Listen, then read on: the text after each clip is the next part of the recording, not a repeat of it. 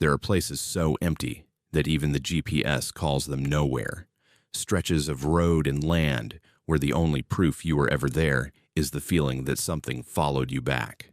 Tonight on Haunted Fears, you're not hearing campfire legends or polished urban myths. These are the kinds of middle-of-nowhere encounters people only talk about once, in a low voice, when they're sure no one else is listening. In gas stations that shouldn't exist, on frozen mountain passes, in dead orchards, and forgotten motels, they all ran into the same terrifying problem. When help is hours away and the dark starts paying attention, there's nowhere to run except deeper into it. Welcome to 11 Most Disturbing Middle of Nowhere Horror Stories. And if you think you'd be brave out there, wait until you hear how fast calm, logical people became absolutely certain they weren't alone. Stay close, Haunted Fears horror family.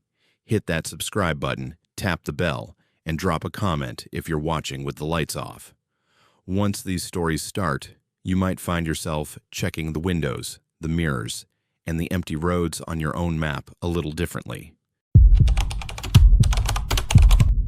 Have you ever pulled off a highway so empty that you start to wonder if the map is lying to you, and then found a place that feels like it's been waiting specifically for you to step inside?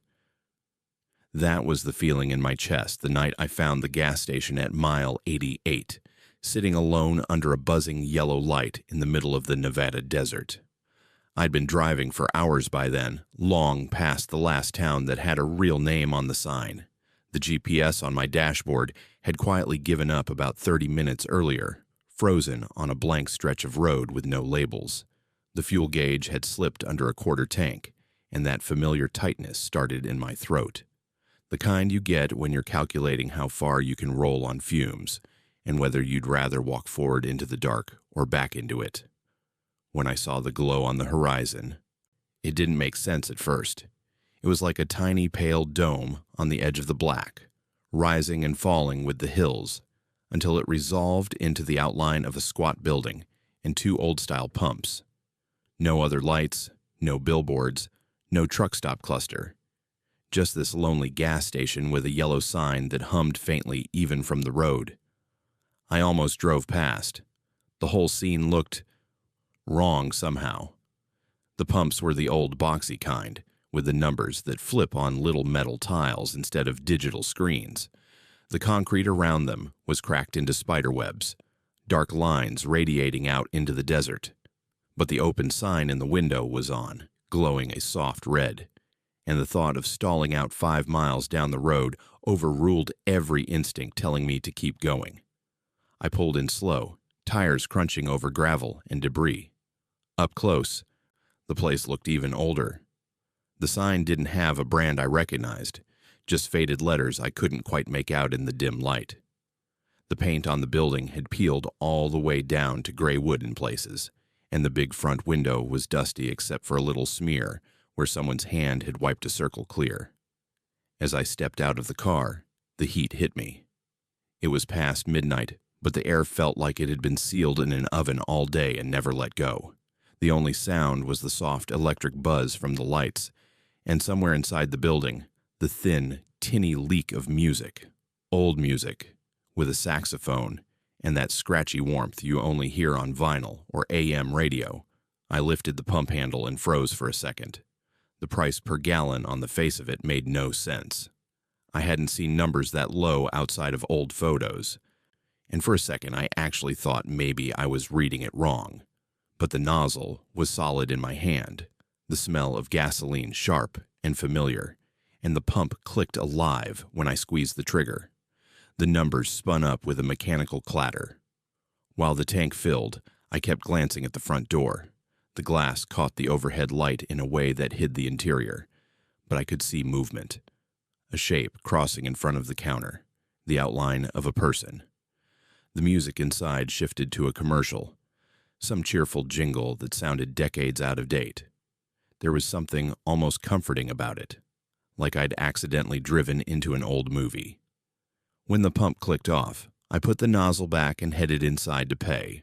The bell over the door was the first thing that made me feel truly strange. It gave off this bright, happy little ring that didn't match the tired air of the place at all. The interior smelled like dust, motor oil, and stale coffee. The ceiling fan turned lazily overhead, pushing around hot air, but not really cooling anything. The guy behind the counter looked ordinary, which somehow made it worse. Mid-40s, maybe, in a pale work shirt, with a name patch so faded I couldn't read it. His hair was slicked back like he was still trying to look sharp for a day that never ended. He glanced up, gave me a nod that felt automatic. "Evenin'," he said, voice flat but not unfriendly. "Fill up." "Yeah," I answered. "On the—" I hesitated, suddenly unable to remember which side of the pump I'd used. "On the outside pump." He tapped something on an old register, the kind with big round buttons and a metal drawer. Up close, I could see the calendar on the wall behind him. The picture was a woman in a bathing suit leaning against a classic car, the colors all sun-faded. The month at the top was right, but the year at the bottom wasn't. It hit me like a cold shock. It was a year from decades back. Not close, not a misprint. Just wrong. I tried to play it off, eyes drifting to the counter. There was a little rack of gum and candy bars, but none of the brands looked current. The labels were slightly off, designs I'd only ever seen in nostalgia posts online. Even the soda cooler hummed with an older, deeper sound, and the glass door was fogged on the inside. "Been on the road long?" he asked as he rang up the gas. The numbers that popped up on the display made my brain stall for a second. The total was so low, it felt like a joke. "Couple hours," I lied. Up close, the radio on the shelf behind him was playing a news segment. The anchor's voice mentioned a politician I knew, but attached to a title they hadn't held in my lifetime. I scanned for a date on the little dial or the corner of a newspaper, suddenly craving something that made sense. "Not much out this way after dark," he said. "You headed east or west?" "East," I said automatically, though the direction didn't totally register in my head anymore. "Trying to make it to the next town." He gave a small shake of his head, almost like he knew something I didn't. "Road's long. Watch your speed. Cops out there like to hide where the lines disappear." I glanced back at the door, at the empty highway beyond the glass. Haven't seen another car in a while. He just shrugged, like that confirmed something for him. Late's late. "Folks stay home." I handed him my card without thinking, then stopped. The reader on the counter was just a flat piece of plastic covering an old logo. There was no slot, no chip reader, no tap symbol. He looked at the card like it was an unfamiliar tool. "Cash only," he said. "Machine's not set up for that." His tone made it sound like it had never been. I dug into my wallet, weirdly nervous that maybe I wouldn't have enough. When I peeled out a couple of bills, they looked almost too new against the worn counter. The bright colors and security strips jarring next to the muted, aged surfaces around them. He took the money without comment, fingers brushing mine for just a second. His hand felt cool and dry despite the heat. As he turned to the register, the radio behind him shifted again. A breaking news tone chimed, that old urgent sound. The announcer's voice came through, talking about a storm hitting a coastal city in a year that made no chronological sense. I watched the man in front of me, waiting for some sign he was hearing the same thing and finding it strange. But he just punched the keys, the drawer sliding open with a solid clunk. He gave me my change. Too many small bills, like prices had been dragged down with everything else in that place. I glanced at the receipt he pushed across the counter. The ink was faint, the paper slightly yellowed, and the date printed at the top matched the calendar behind him. Not my day, not my year. My mouth went dry. Is that the right date?" I asked, trying to sound casual. He looked at it, then at me, like he was trying to decide if I was joking. "Far as I know," he said. "You losing days out there on the road?" His eyes held mine a second too long. There was no recognition that anything was off. Or if there was, he was hiding it very well.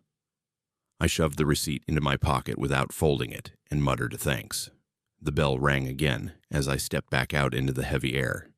The silence hit like a wall.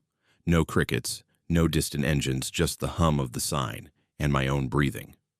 Halfway back to my car, I stopped and looked up. The sky was crowded.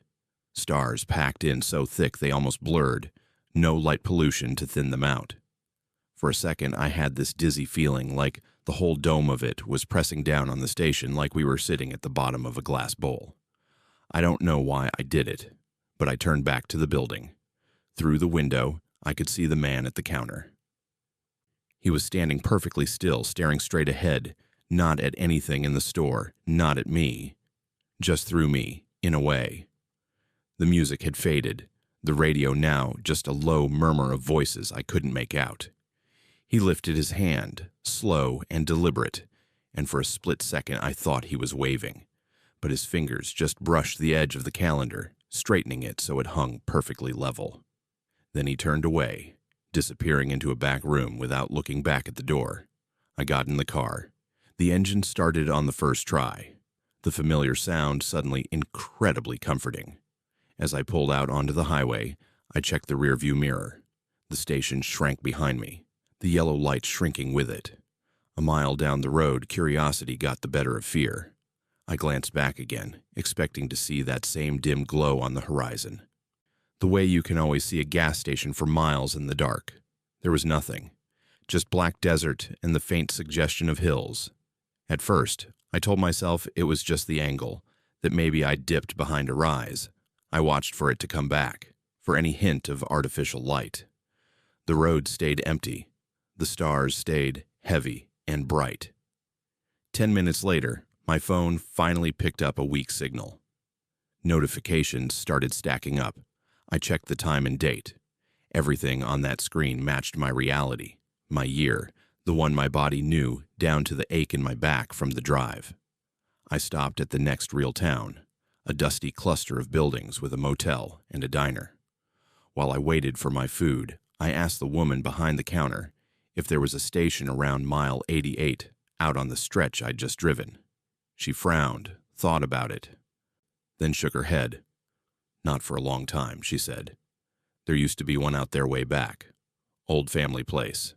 Burned down, far as I remember. My dad talked about it once, before I was born." "When was that?" I asked. She named the decade that matched the calendar in my pocket. Back in my room, I finally pulled that crumpled slip of paper out and flattened it on the table. The date stared back at me, stubborn and impossible.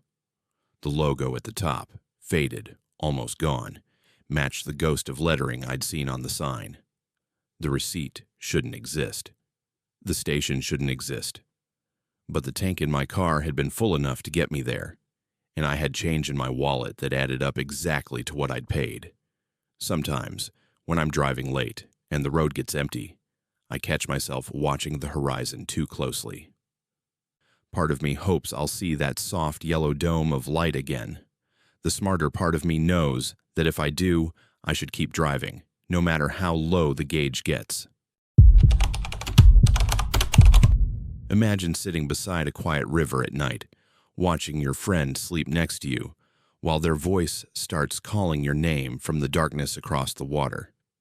That's exactly what snapped me awake that first night at our campsite deep in the Montana backcountry, the kind of place where cell service dies, and the only company is the endless rush of the river carving through ancient rock. My name is Elias, and I'd convinced my buddy to join me for a quick 2-night trip, far enough from any trailhead that we'd have the whole bend to ourselves. We'd hiked in at dusk the day before, packs heavy with gear, following a faint path that petered out into this perfect gravel bar, flat enough for tents, sheltered by a thick wall of pines and firs on both sides. The river dominated everything, a steady roar that drowned out birdsong during the day, but softened to a hypnotic murmur after dark. We set up quick, 2 tents side by side, a fire pit ringed with stones, and tarp overhead in case of rain. He crashed early, snoring softly by the flames, while I poked at the embers, sipping black coffee from a dented mug. Sleep came easy enough after that, wrapped in my bag, with the zipper half open to catch the cool mountain air. But around 2 a.m., something pulled me out of it. A voice, low and familiar, cutting through the water noise. Elias. Hey, Elias, you up? It was his voice, no question, the slight rasp from years of smoking, the way he drawled my name when he was half asleep. I sat up slow, heart thumping but not panicked yet, figuring he'd stepped out for a piss or to grab wood.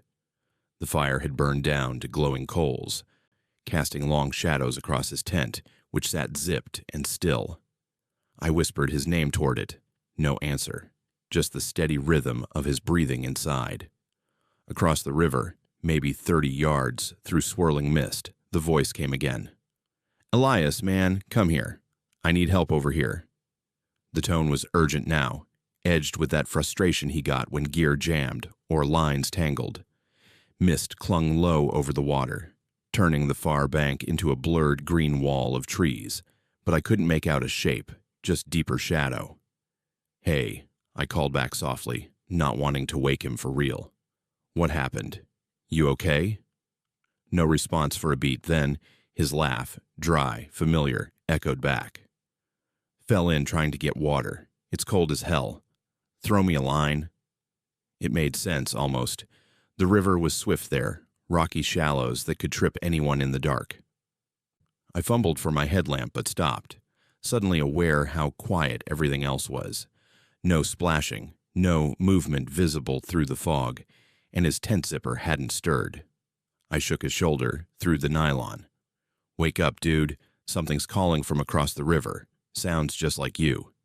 He groaned, rolled over, mumbled something about bears and beer dreams before snoring again. The voice picked up right then, closer to the water's edge. Elias. Rope, man. Hurry. Perfect mimicry, down to the clipped words. Chills crawled up my arms despite the ember's warmth. I grabbed a length of paracord from my pack, tied a loop, and hurled it across. It landed with a splash, vanished into the mist. Got it, I yelled. Silence, then his voice, fainter. Yeah. Pulling now. But nothing moved. No tug on the line, no silhouette emerging. The river kept rushing, indifferent. After 10 minutes of standing there, cord dangling wet in my hand, it stopped. Just the water and wind in the trees. I reeled it in, chalked it up to wind or some animal trick, and crawled back into my bag.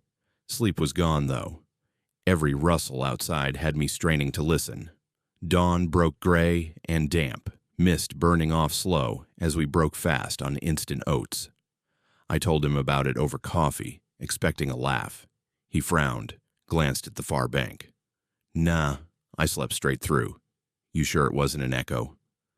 We checked anyway, scanned the opposite shore with binoculars from a rocky outcrop. Nothing. No footprints in the soft mud, no gear snagged on branches, just dense underbrush and the river foaming white over boulders. Weird, he said, but shrugged it off. We spent the day fishing, pulling small trout from deep pools, the vibe easy despite my nagging unease. By evening, the fire was roaring again, sparks lifting into a starless sky. That's when it started learning. Around midnight, same as before, the voice called, not mimicking him anymore, but me. Elias. Elias, you up? My own voice, casual, like I was waking myself from across the water.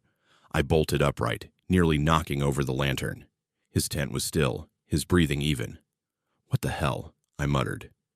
It answered, pitch perfect. Fell in trying to get water. Rope? Exactly what I'd said the night before. This time, no pretending. I shook him awake hard. It's doing my voice now. Listen. We both crouched by the fire, staring into the fog. Seconds later, throw me a line. Hurry! My words, my tone, bouncing back warped by the water. He went pale, whispering, That's you, man. Holy shit. We yelled back together, questions, curses, but it just repeated fragments. Cold as hell. Need help. Pulling now. Learning. Adapting, like it was piecing us together from echoes. We debated packing out right then, but the trail was a 6-hour slog in pitch black, and neither of us wanted to stumble blind. Instead, we built the fire huge, flames leaping 10 feet, light pushing back the mist. It quieted after an hour, but sleep was impossible. Every lap of water sounded like a whisper now. Morning revealed the truth. We broke camp fast, stomachs knotted, but before shouldering packs, we checked the gravel near the tents. Our boot prints from the past 2 days were there, deep, overlapping, but layered among them, fresh sets of tracks, identical to his hiking boots, marched straight from our fire pit to the river's edge. Dozens of pairs, stepping in, but none leading out. The water lapped smooth over smooth stones, no disturbance, no drag marks. Just those prints, vanishing into the current like they'd walked underwater and never surfaced. He stared, face drained. We didn't go anywhere last night. I nodded, throat tight. No explanation fit. Animals don't wear boots. Wind doesn't talk. We hiked out in silence, river fading behind us by noon. Back home, he threw out his boots, wouldn't even look at them. I still have mine, but I don't wear them near water anymore.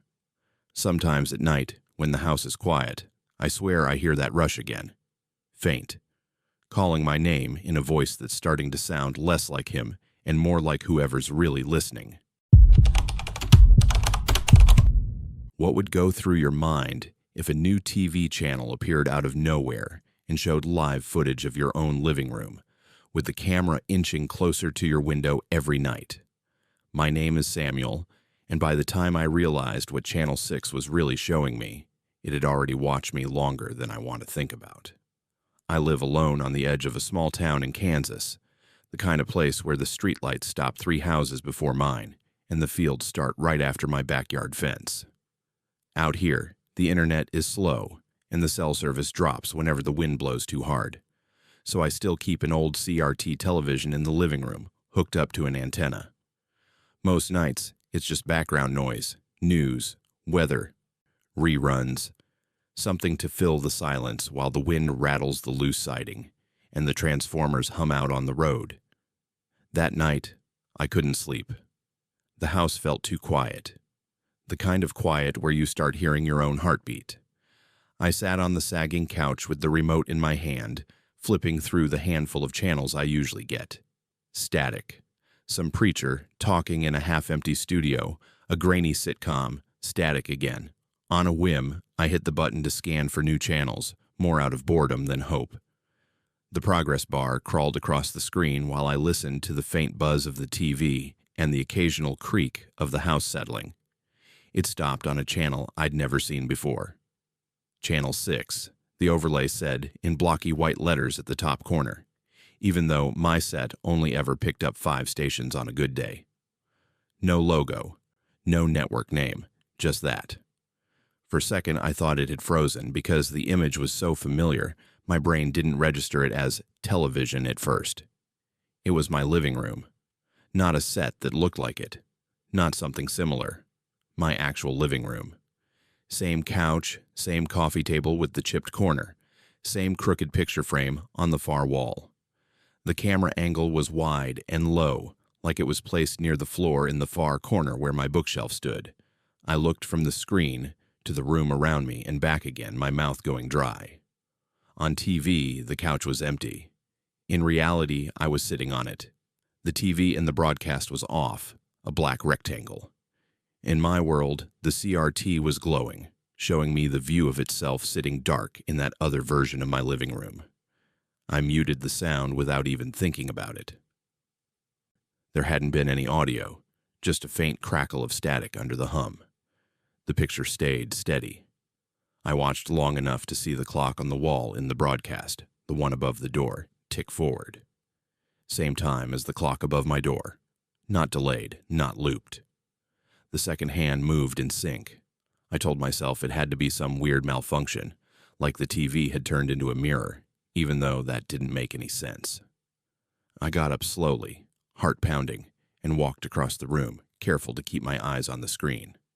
On Channel 6, no one moved. The room stayed empty. I waved my arms in front of my own television. Nothing on the broadcast changed. I leaned down, looking for any sign of a camera in the corner where the shot seemed to be coming from. but there was just the same dusty bookshelf I'd had for years. For almost an hour, I stood there, watching an empty, perfectly lit version of my living room with no one in it, while I moved around in the real one, unseen. Eventually, the channel flickered, the picture smeared into static for a moment, and then it cut to black. When I tried to go back to it, all I got was snow. The next morning, I convinced myself it had been some kind of late-night brain fog mixed with interference. Work kept me busy enough that I didn't think about it until after dark, when the house grew quiet again and the wind picked up outside. I turned on the TV more out of dread than curiosity. Channel 6 was back. This time the angle was different. The view looked like it was coming from the top of the bookshelf instead of the corner behind it. I could see more of the front door now, and the full length of the hallway leading to my bedroom. The room on the screen was empty again, lights off except for the glow from the TV. The time on the clock was current, down to the minute. I sat on the couch and watched myself not be there. I got up and walked into the kitchen, leaving the TV on. When I came back, the scene on Channel 6 still showed the living room empty. No sound, no hint that anything was wrong except the fact that someone, somewhere, had to be pointing a camera into my home. The third night, the camera moved outside. I didn't realize it at first. The shot had shifted again, a little farther back, like the source had been placed in the hallway looking into the living room. I could see the edge of my coat hanging on the hook by the door, and the faint reflection of the TV in the window. Then, as my eyes adjusted to the fuzzier image, I noticed the frame of the front window at the very edge of the picture, and beyond that, the lighter patch of darkness that was my yard. On the screen, the living room was dark, but the porch light cast a weak glow over the grass outside. In my world, I'd turned that light off hours ago. A branch scraped against the siding near the real window, and I jumped. Heart hammering, I grabbed the remote and cranked the volume. Nothing but the low hiss of static under the image. I tried changing channels and coming back, but the broadcast held steady. My house, my yard, filmed from somewhere just inside. It kept going like that for nearly a week. Every night, Channel 6 would appear around the same time, and every night the angle was different, slightly farther back, slightly higher. Sometimes tilted enough that I could see another slice of the yard, another angle on the door. Once, I could see the mailbox at the edge of the frame. Another time, it looked like the shot was coming from just behind the sheer curtains by the window, looking out across my front steps. I tore the place apart looking for hidden cameras. Checked the smoke detectors, the vents, the rafters in the basement. Nothing. I turned off all the lights one night and stood in the yard, turning in a slow circle, trying to spot a glint of glass or the outline of a tripod. The only lights were distant porch bulbs from neighbors and the harsh white glare from a transformer on the next road over. It wasn't just in my head. I know that because I brought someone else into it. A co-worker, the only person I trusted enough to call about something this insane. I told him my TV was picking up some weird feed, asked if he'd ever heard of a local station testing equipment that way. He laughed at first, but agreed to come by after his shift. When he sat on my couch and I flipped to Channel 6, the screen was snow, static from edge to edge. I felt my face heat up. It was here, I insisted, every night. It showed this room. He shrugged, more uncomfortable than amused now. Probably just interference. You're way out here. Old equipment does strange stuff. He left before it got properly dark, saying something about an early morning. The moment his taillights disappeared down the road, the static cleared. The image resolved into my living room, empty, lit only by the faint glow of the TV. I was still standing there when my own reflection appeared at the bottom of the frame, distorted by the curve of the glass. My stomach dropped. On the channel, I walked in and sat on the couch.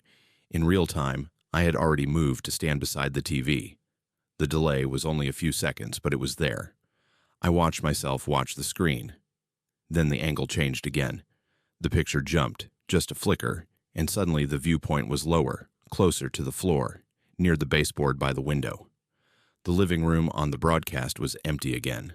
The curtains in the background shifted slightly, as if someone had brushed past them. For the first time, I saw movement that wasn't a replay of me. A shape passed between the camera and the window, a darker patch in the dark. I couldn't make out a face, just a vague outline.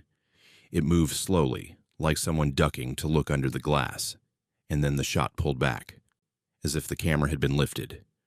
Now I could see the yard clearly, the patch of dirt by the steps, the empty road beyond. And there I was. On Channel 6, I stood in the yard, staring straight toward where the camera had to be. My face was grainy but unmistakable, lit by the ghostly glow of the TV spilling through the window. My eyes looked wrong. Not glowing, not monstrous, just empty. Like I was tired in a way that went past sleep.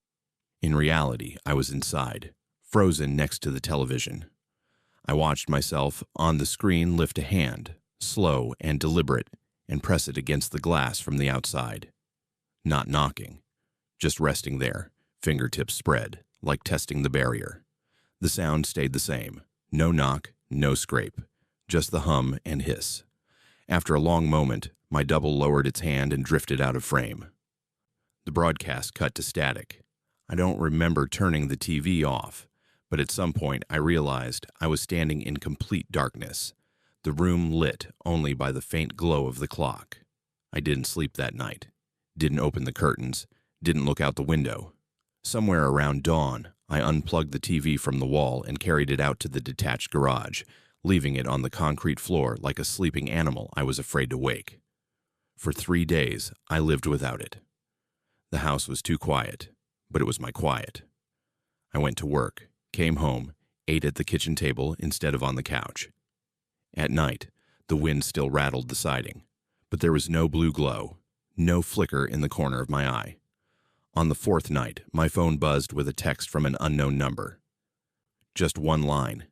Channel 6 is live. I don't know why I walked back out to the garage. I wish I could say I fought it. But the truth is, curiosity is its own kind of possession. I plugged the TV in out there, set it on an overturned crate, and turned it on. Snow, then the usual local channels. My thumb hovered over the button that would take me higher. Channel 6 appeared, clear and sharp. This time the image wasn't my living room. It was my bedroom.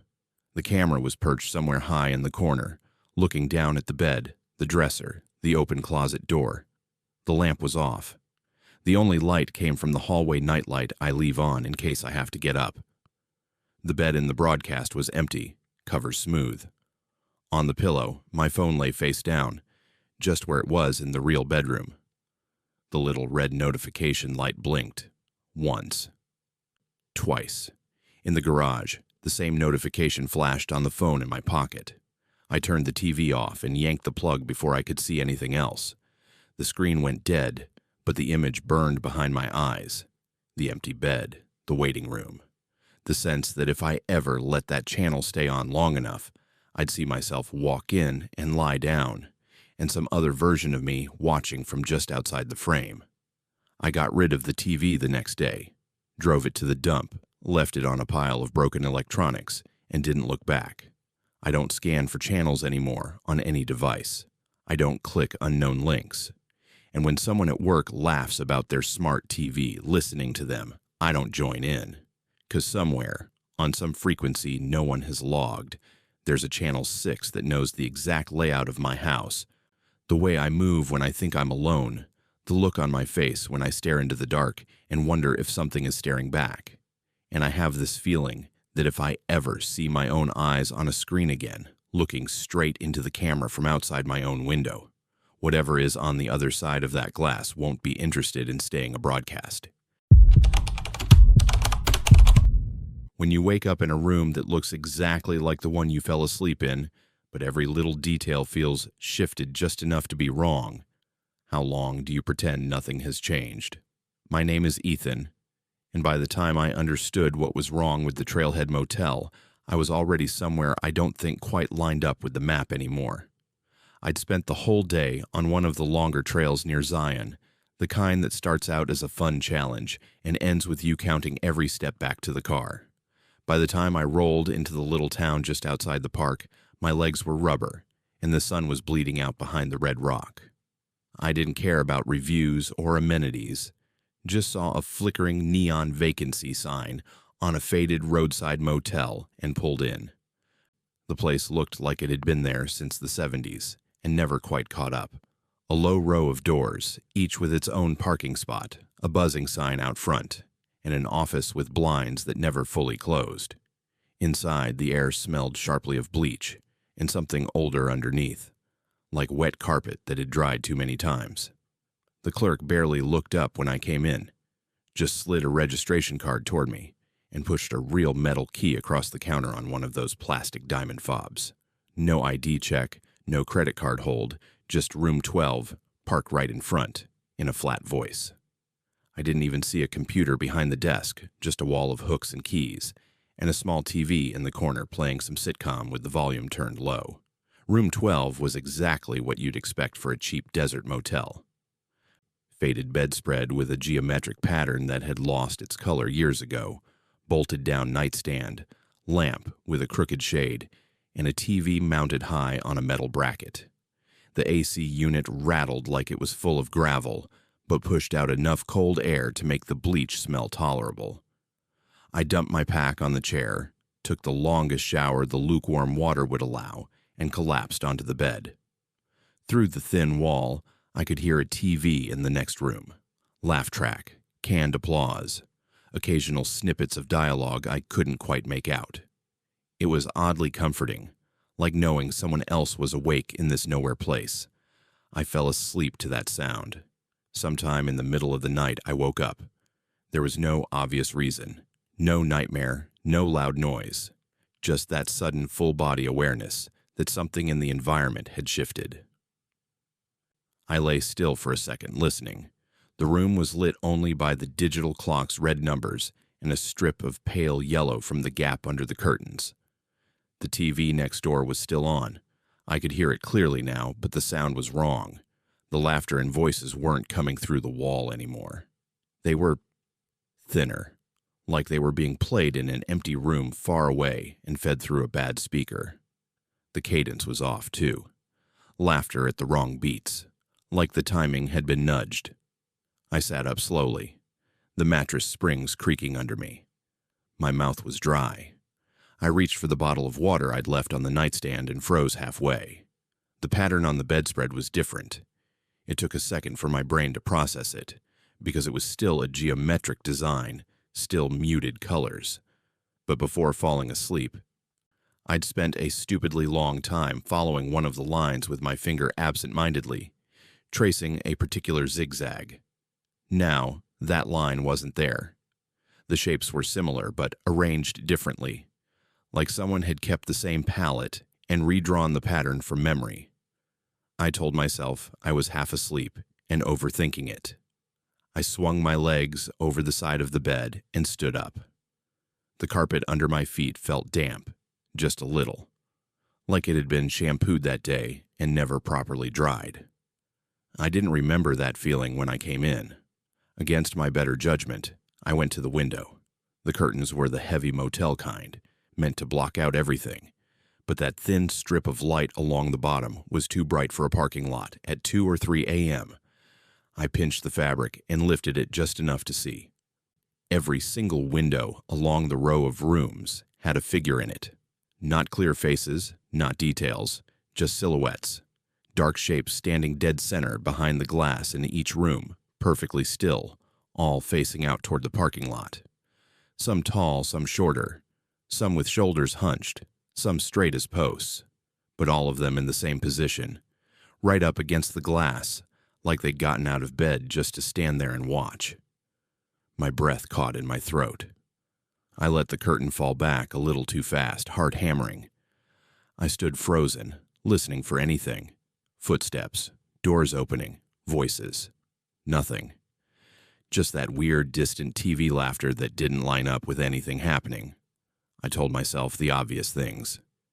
Maybe it was a tour group. Maybe people were up late smoking or talking on their phones. Maybe the parking lot lights were playing tricks on me. I tried to breathe through the panic rising in my chest.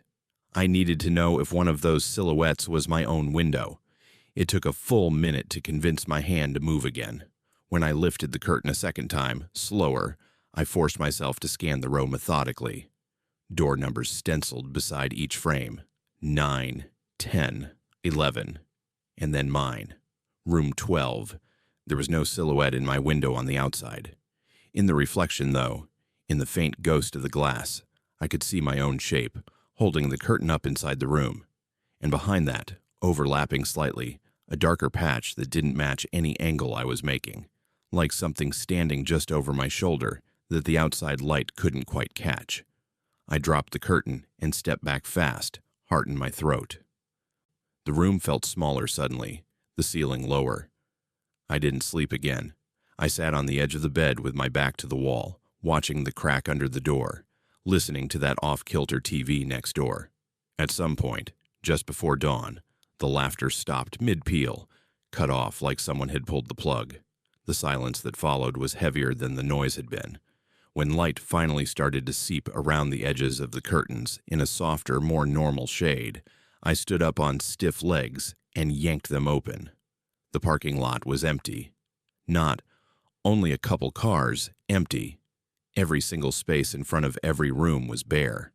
The only vehicle in the entire lot was mine, sitting crooked in front of room 12 where I'd left it. The neon sign still glowed vacancy in pale pink and blue, but there was no movement, no sound. No silhouettes in windows. I stared out at the row of doors. No curtains twitching, no shadows moving. It looked like an abandoned set, the kind they build for movies and never take down.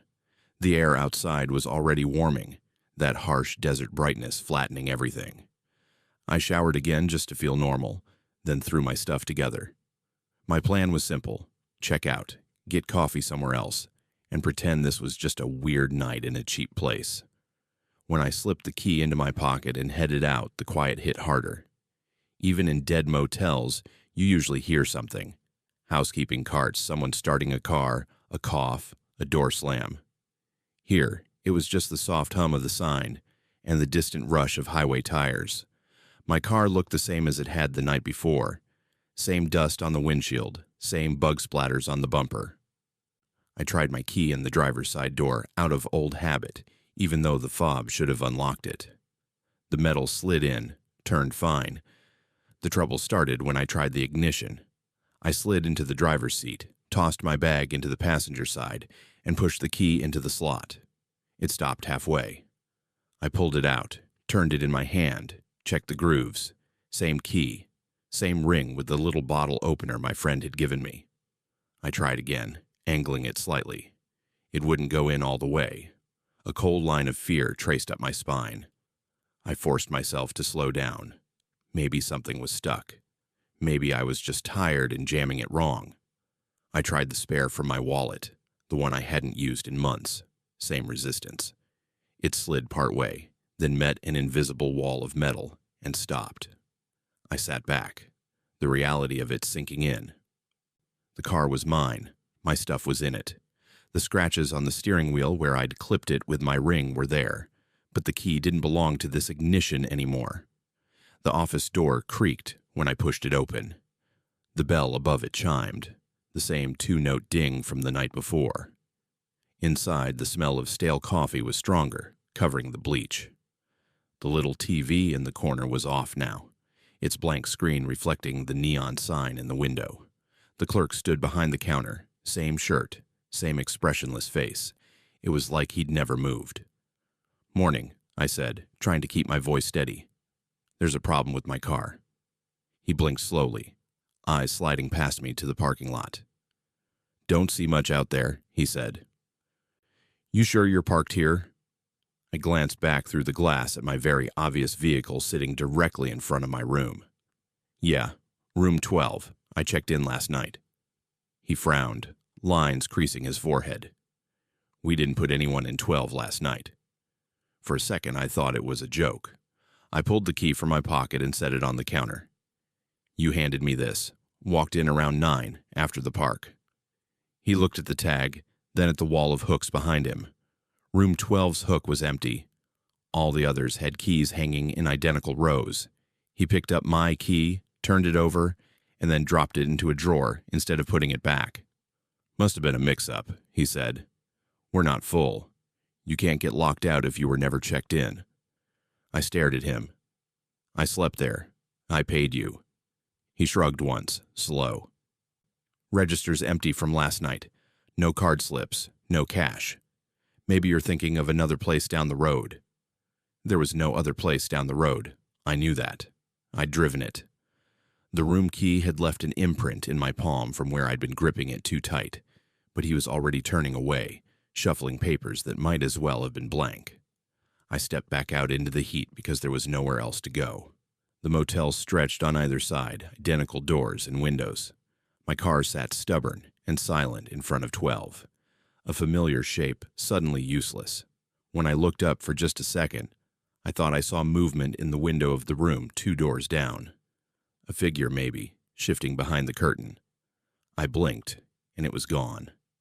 I don't remember making the decision to leave the car.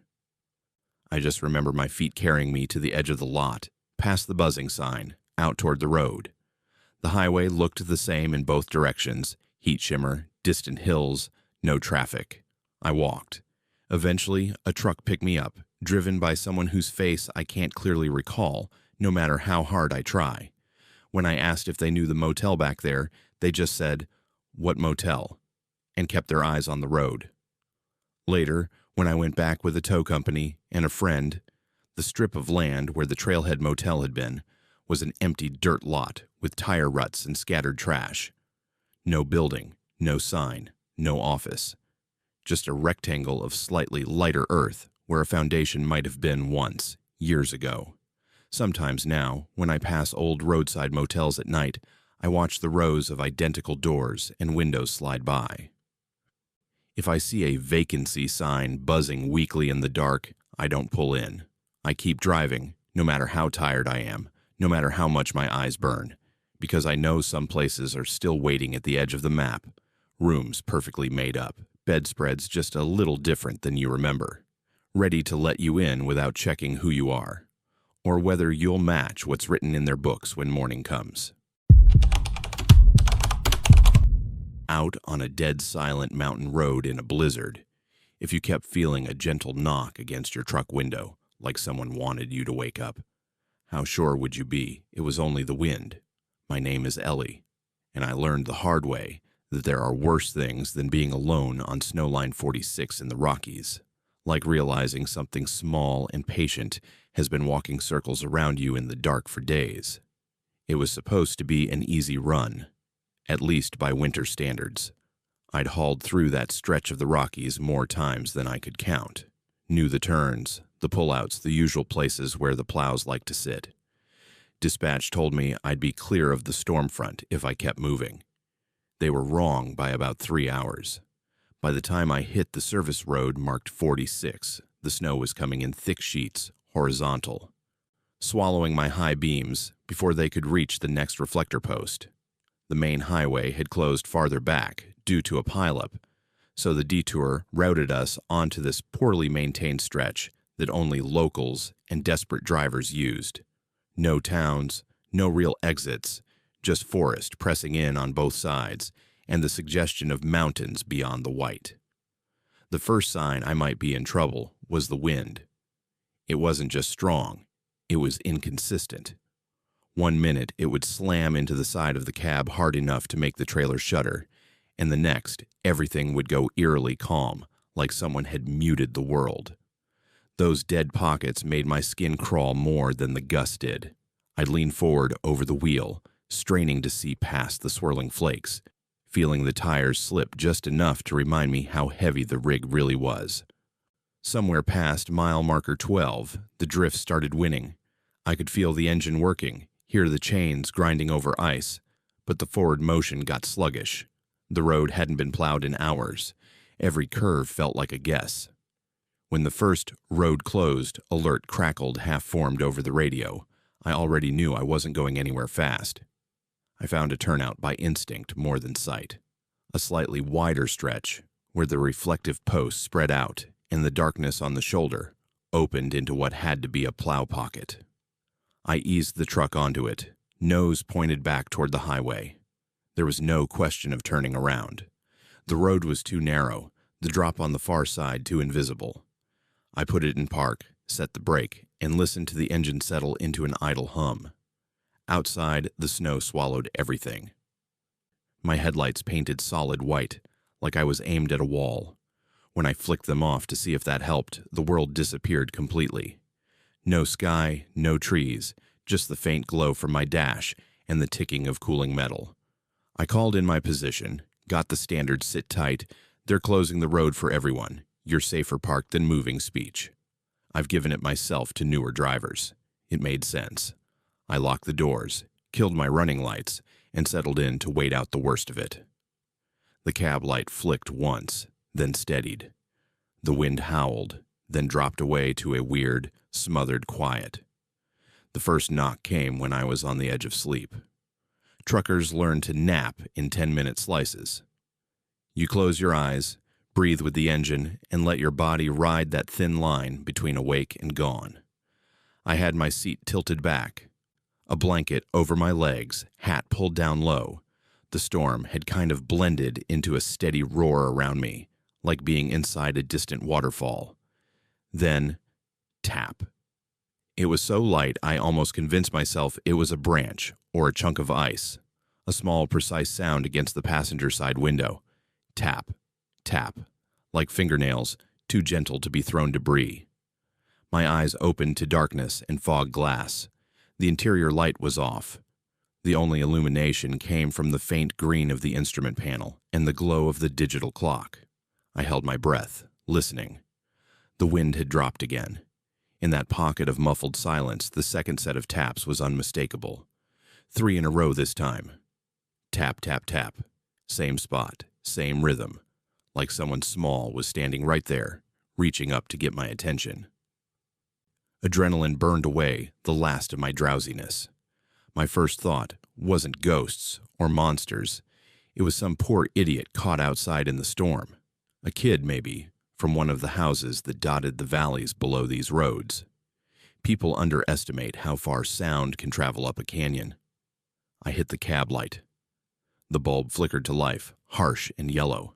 The window nearest the noise was a sheet of white, ice crystals clinging to the outside. My own startled reflection staring back fuzzily. No shadow behind it, no shape. Hello? My voice sounded small in the insulated space. I cleared my throat, louder. Anybody out there? The only answer was the wind picking back up, shaking the whole rig in a gust that made the mirrors tremble. The tapping stopped. I told myself it had to have been shifting ice. Maybe a chunk falling from the top of the cab and hitting just right. I didn't sleep again that first night. I dozed maybe every now and then, jerking awake whenever the wind dropped and the silence wrapped around me too tight. Nothing else tapped. By dawn, they'd shut the whole stretch down. The word was no plows would get to us until the storm passed completely. Daylight made everything feel stupid. The world was still white and gray, but I could see the guardrail now, the line of snow-mounded pines beyond it, the faint curve of the road. I climbed down once to check the chains, my breath freezing in a halo around my face, snow squeaking under my boots. The cold bit hard, drilling straight into my teeth. No footprints around the truck except my own, tracked fresh and shallow beside the cab. I told myself I'd imagined the sound. Long hours, stress, and whiteout conditions screw with your senses. Every driver has a story about hearing voices in the radio static or seeing a shape in the snowbank that turned out to be a buried sign. That night, the tapping came back. I'd been awake for almost 30 hours by then, catching only short micro-naps, nerves stretched thin. The radio crackled uselessly. Just weather updates I could do nothing about. I ate from my stash, drank coffee that had gone lukewarm in the thermos, and listened to the storm move in pulses. The isolation was starting to feel heavy, like the snow wasn't just pressing on the roof, it was pressing on my chest. Sometime after midnight, the truck slid into one of those weird quiet zones again. No wind, no grinding of snow against metal, just the ticking of the heater and the faint whine of electronics. My eyelids dropped. Tap, right at my ear this time, or that's how it felt. The sound came from the driver's side window, inches from where my head leaned against the seat. Tap, slow, patient. Tap. My heart jumped into my throat. I stayed very still, every muscle locked. Whoever, or whatever, it knew exactly where I was. The light wouldn't come on when I hit the switch. The button clicked under my thumb, but the cab stayed dim, the dash lights the only glow. I could see my breath now, fogging in front of me in little bursts. The heater, which had been humming steadily, had gone quiet. I hadn't noticed it die. The tapping continued, steady as a metronome.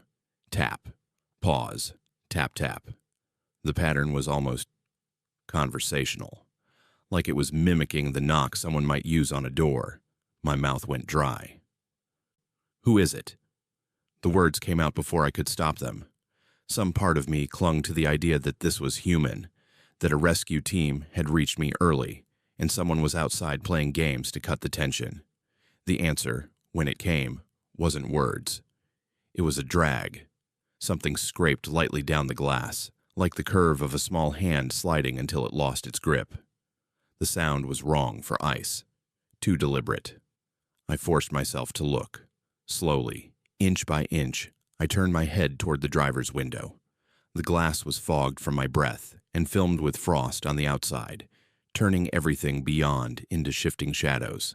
At first, I thought I saw nothing but my own faint reflection.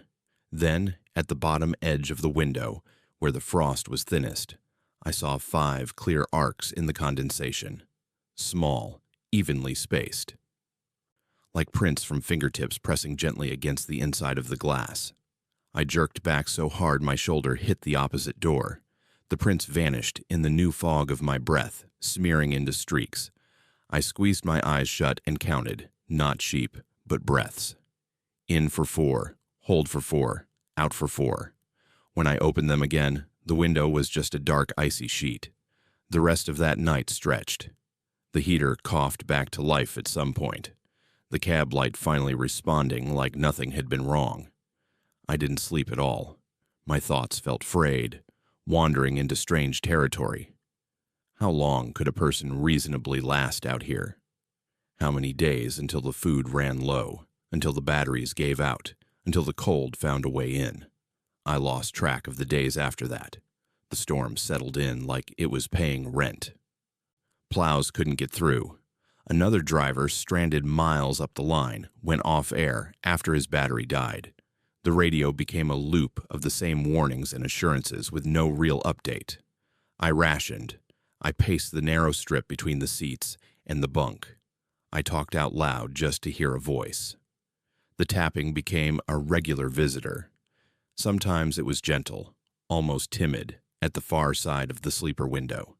Sometimes it was closer, a little bolder, on the passenger side. Once it came rapid and urgent at the windshield, low down near where the wipers had frozen in place.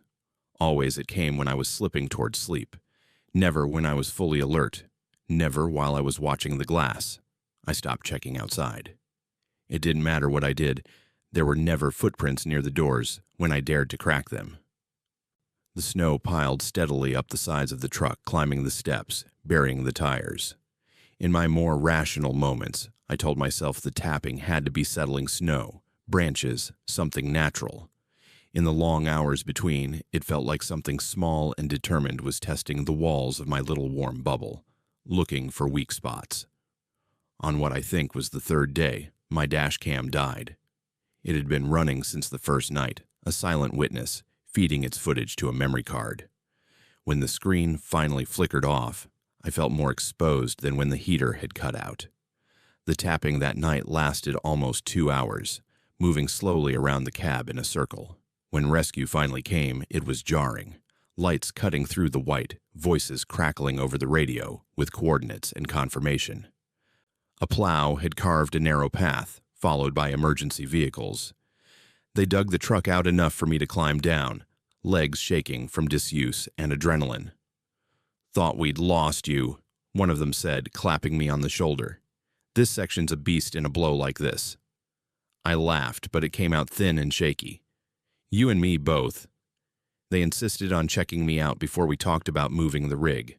I sat in the back of a heated truck, hands wrapped around a cup of something steaming, while someone else went to retrieve the dash cam. When they brought it in, the casing was cold enough to sting bare skin. The screen lit when they plugged it into a portable viewer. Hours and hours of footage, time-stamped, lined up in neat blocks. Every single frame was static. Not darkness, not a dead feed, white noise. Snowstorms have a look on camera. You see the movement, the swirling. This was different. A flat, hissing nothing. You couldn't even see the inside of the cab in the reflection. Just a vague suggestion of shapes under a wash of white.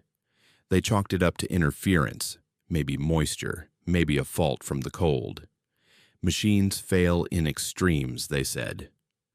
I nodded along, because fighting that explanation meant opening a door I wasn't sure I could close again. It wasn't until I stepped down from the emergency truck and walked back toward my rig that I saw them. The snow around the trailer was a churned mess from the plows and boots. But around the cab, in a neat tight ring that hugged the base of the doors and windows, were footprints. Not adult ones. Not the big deep impressions of the rescuers. These were smaller, shallower, bare. From the look of the smoothed edges, each print no bigger than the palm of my hand, they overlapped and crisscrossed, layered in on themselves over and over, as if whoever made them had been pacing the same path for a long time. A track worn into nothing by repetition. They went all the way around the cab and nowhere else. No trail leading away into the trees. No starting point, no end point. Just circles. I pointed, throat too tight to speak at first. When I finally got the words out, the others shrugged it off. "Could be from when we first pulled up," one said. "But you came from the road," I managed. "You didn't walk around first." He frowned like he was humoring me. "Snow and wind do funny things. Drifts, shadows. Your eyes are tired." Maybe they were. Maybe still are. I'm back on the road now. I had the ignition checked. Nothing wrong. The keys work just fine. The dash cam got replaced, and the new one records exactly what it should. Miles of asphalt, weather fronts, the occasional close call with wildlife. Normal things. But sometimes, if I pull into a dark turnout to rest, and the heater kicks down low, the cab gets very still. The wind drops. The world holds its breath. And in that held breath, just as I start to drift, I swear I feel the softest little tap against the glass, right where someone small would have to stretch to reach. Suppose your radio suddenly picked up an SOS that used your full name, your exact coordinates, and a date stamped for tomorrow. Would you treat it as a glitch or as a warning you weren't meant to hear yet?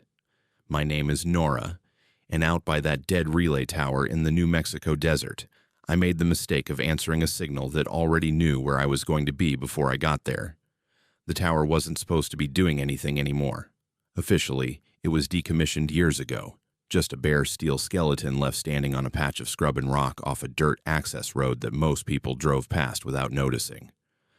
I noticed it because of the rust in the old warning signs, and the way the red beacon light still pulsed at night, even though there was nothing left to warn. I'm the kind of person who grew up tuning a beat-up AM/FM just to see what else was hiding between stations.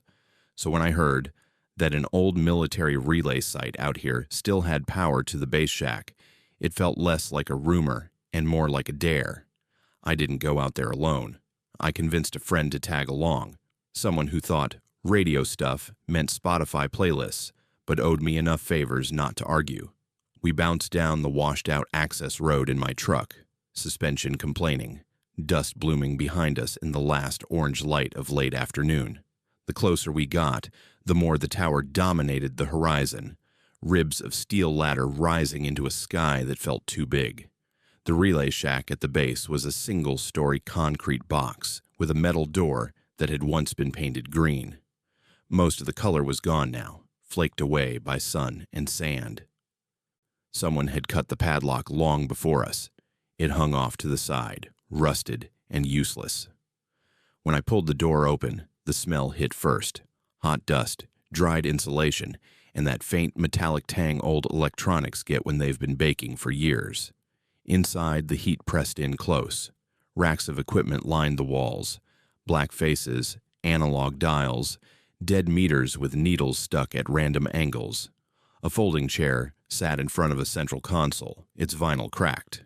The only truly modern thing in the room was the portable generator we'd brought and the coil of cable over my shoulder. "Tell me again why we couldn't just do this in your garage," my friend asked, wiping sweat off their forehead with the back of their hand. "Because my garage doesn't have a 100-foot antenna attached to it," I said. "Come on, this is perfect. Clean, open airwaves, no interference." The sun dropped as I wired the generator into the old panel, my fingers moving on muscle memory over connectors and leads. The tower outside cast long shadows through the cracked window, turning the room into a stripe of light and dark that shifted as the sky went purple. When I cranked the generator, it coughed, sputtered, then settled into a steady growl. A few of the console lights flickered weakly to life, like sleepy eyes. I hooked up my own portable transceiver, patched it into the antenna feed, and watched the signal strength jump.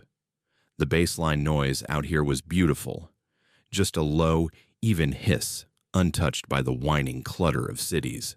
I swept the band, listening to the rise and fall of static, catching distant voices that faded in and out. Weather reports. Some scratchy music station from farther south. A ham operator arguing about antennas. For an hour, it was exactly what I'd wanted. Just me, the noise, and the thrill of catching bits of the world bouncing off the ionosphere. My friend got bored, wandered outside to smoke, then came back in to sit on the floor, scrolling their phone, half listening. The first SOS came through right after full dark. It cut across the static in 3 clean bursts. SOS, SOS, SOS. Old-fashioned, almost theatrical. I sat up straighter, hand on the dial. Distress calls still happen. You learn to pay attention. I checked the signal meter. It was strong, much stronger than anything else we'd been hearing, and it sounded close, like it was right on top of us. "This is relay station," I said into the mic, call sign given out of habit. "Receiving SOS or identify and give your situation." My voice sounded small in the headphones compared to the desert silence outside. For a moment, there was only hiss. Then a voice came through, male, distorted but clear enough to understand. "Nora, coordinates 29.4 by 106 point." The rest blurred for a second, then came back sharper. "Vehicle off the road. Injuries. Repeat, injuries. Request. Immediate assistance. Over." I froze. My friend looked up from their phone. "Did they just say your name?" "Probably coincidence," I said, but my mouth had gone dry. "Nora's not that unusual." I grabbed a pen and scribbled the numbers on a scrap of paper. The transmission crackled, then repeated. Same wording, same stumbles. But this time the coordinates came through clearer. I recognized the format. Standard latitude and longitude. I punched them into my GPS. The little map blinked, thought about it, then spat out a location. "It's on this road," I said slowly. "About 5 miles past the tower. Looks like a bend where there's a drop-off." "Somebody crashed?" my friend asked, suddenly alert. "Maybe, but..." I squinted at the unit. The timestamp at the top of the SOS had printed on my transceiver's log display. The date was right. The time wasn't. The distress call was stamped for 1843. I glanced at my watch. 1802. The sun had barely finished bleeding out of the sky. "There's something wrong with the time code," I said. "Either their clock is ahead or ours is behind." I keyed the mic again. "This is relay station. We copy coordinates and distress. Identify yourself. How many injured? Over." Static, then more SOS bursts. The same message followed, almost word for word. Same choppy use of my name, same coordinates, same mention of a vehicle off the road. But under it, I thought I heard something else. A faint echo, like my own voice delayed by a fraction of a second, asking the question I'd just asked. A prickle ran down the back of my neck. "Let's go," my friend said. "We can at least drive that way and see if there's headlights, skid marks, something." I should have called it in to official channels. I know that now.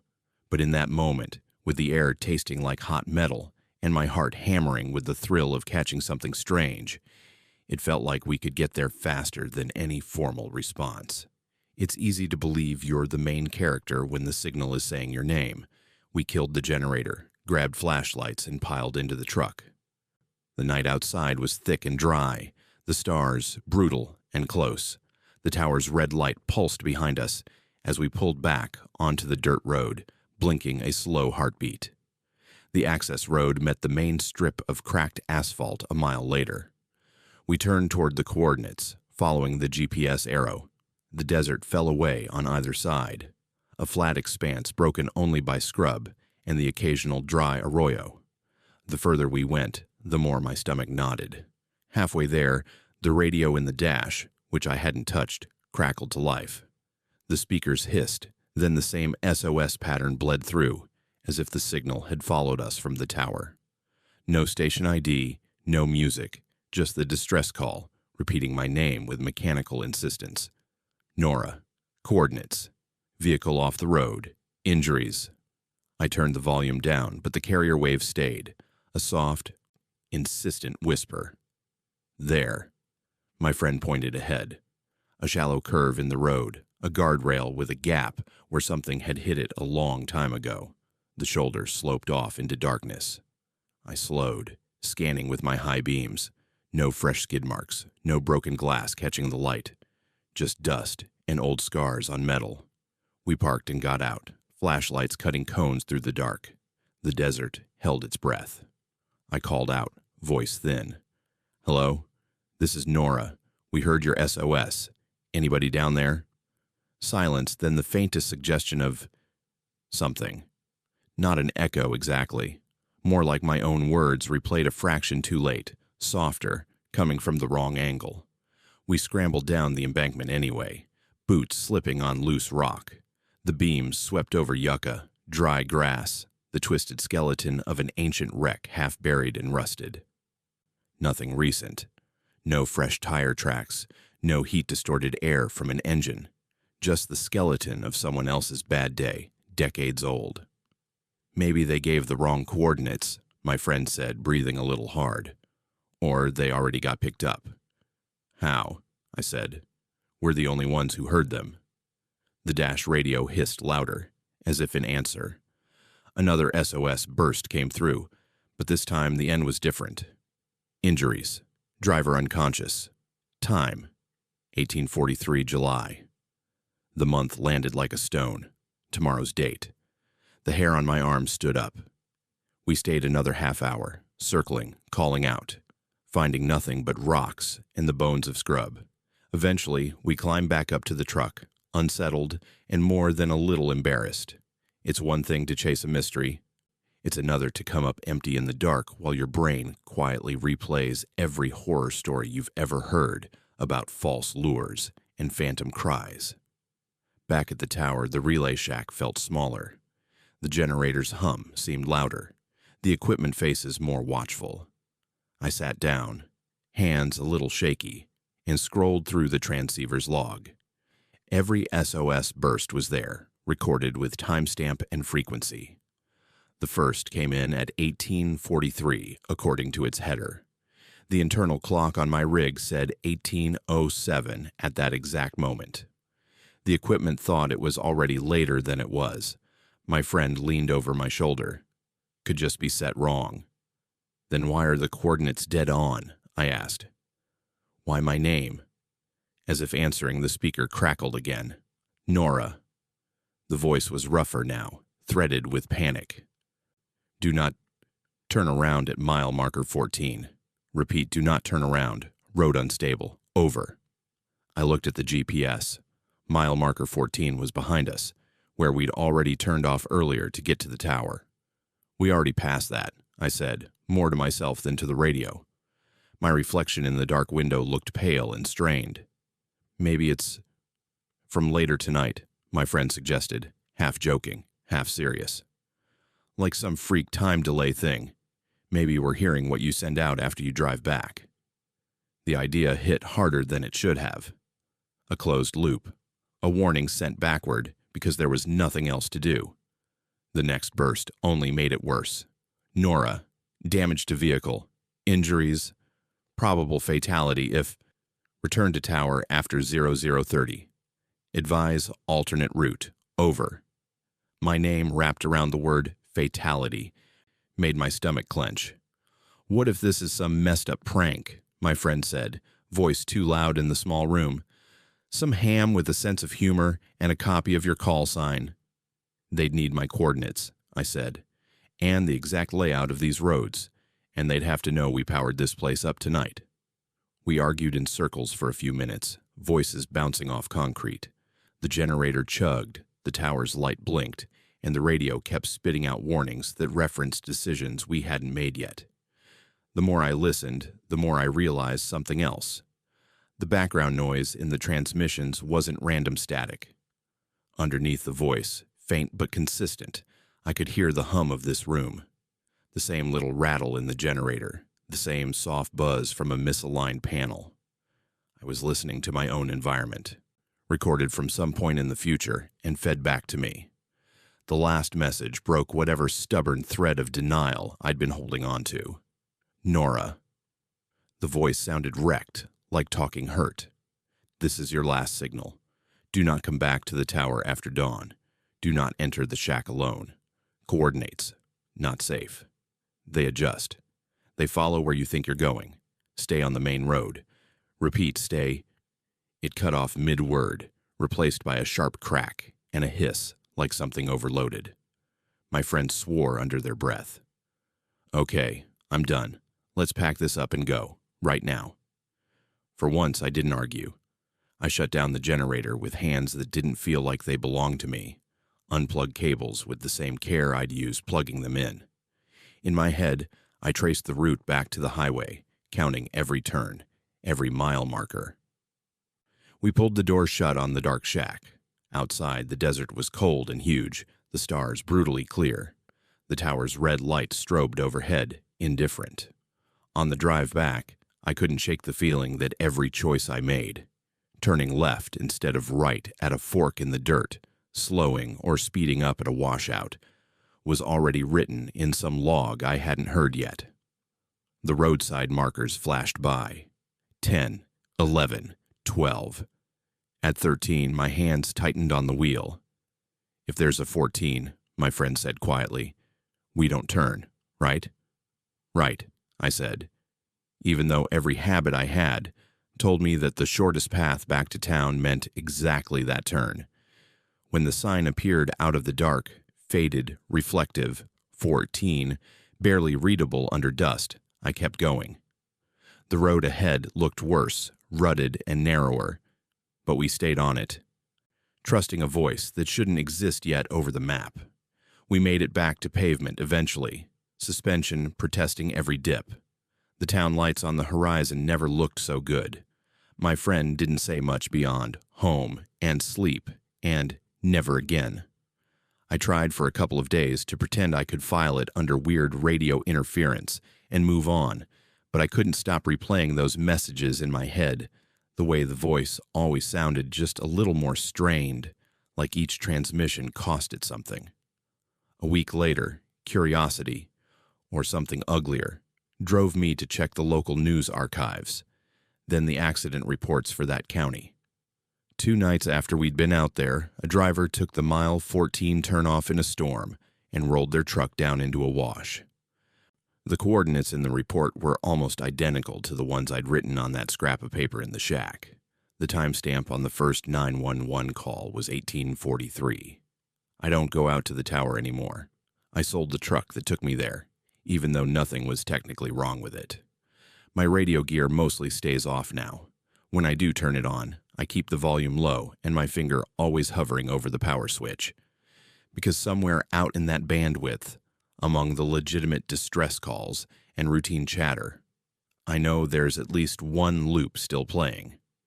A voice with my name in it, broadcasting from a room that smells like hot dust and fear, trying to warn someone who hasn't done the thing they're trying to undo yet. If I ever hear it again, if my speakers ever crackle to life all on their own, late at night, with the generator long gone and the tower nothing but a skeleton against the stars, I don't know if I'll listen. I just know this. If a signal already knows your route, it doesn't need to predict the future. It just needs you to believe you still have a choice. When a photograph develops and shows your own reflection, staring in a different direction than you remember, do you trust your memory, or do you start to wonder what the camera actually captured? My name is Jana, and I used to think cameras were honest until one abandoned farmhouse on the Oklahoma Prairie started arguing with me through the glass. I make a living shooting weddings and senior portraits, but what I care about, the stuff that actually makes me feel something, is old rural houses. The ones that sit alone at the edge of wheat fields, half collapsed, with trees trying to swallow them back. On my days off, I drive the back roads, mark pins on my phone, and go back with my old 35mm film camera when the light is right. That's how I found the farmhouse. It sat a quarter mile off a gravel road, leaning slightly to one side like the wind had pushed a little harder on it than the others. Long grass brushed the broken steps out front, and the porch sagged in the middle. 2 upstairs windows stared out over the prairie, cracked but still mostly intact. It was early fall, late afternoon, sun low, dust in the air, thunderheads piled up on the horizon like distant mountains. I parked by a rusted cattle gate, hopped it, and walked in with my camera around my neck. The air smelled like old wood, mouse droppings, and the dry sweetness of cut fields. Inside, my boots made the floorboards complain with every step. Wallpaper peeled in long, curled strips, exposing gray boards beneath. In one room, a floral pattern still clung to the walls, faded to the color of old teeth. Places like this are quiet in a specific way. The prairie isn't silent. There's always wind, insects, distant trucks. But inside that house, it was like all of that got filtered out. You hear your own breathing, your own heartbeat, the creak of beams shifting as the house adjusts to the idea that it might fall someday soon.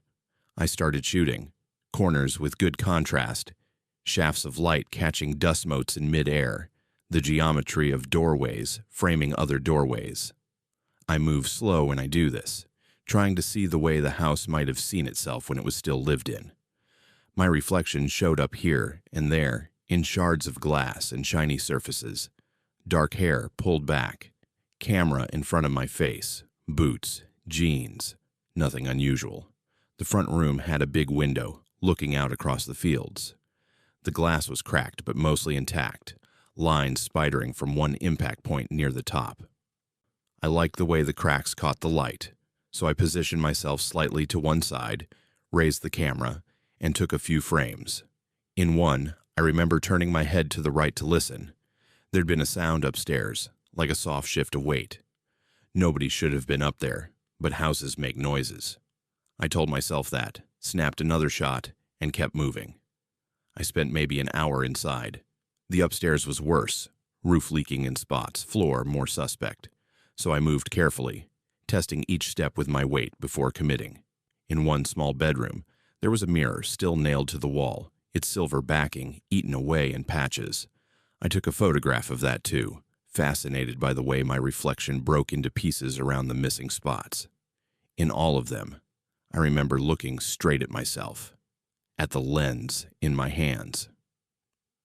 By the time I came back down, the light had gone from golden to something more muted, a storm filter settling over the world.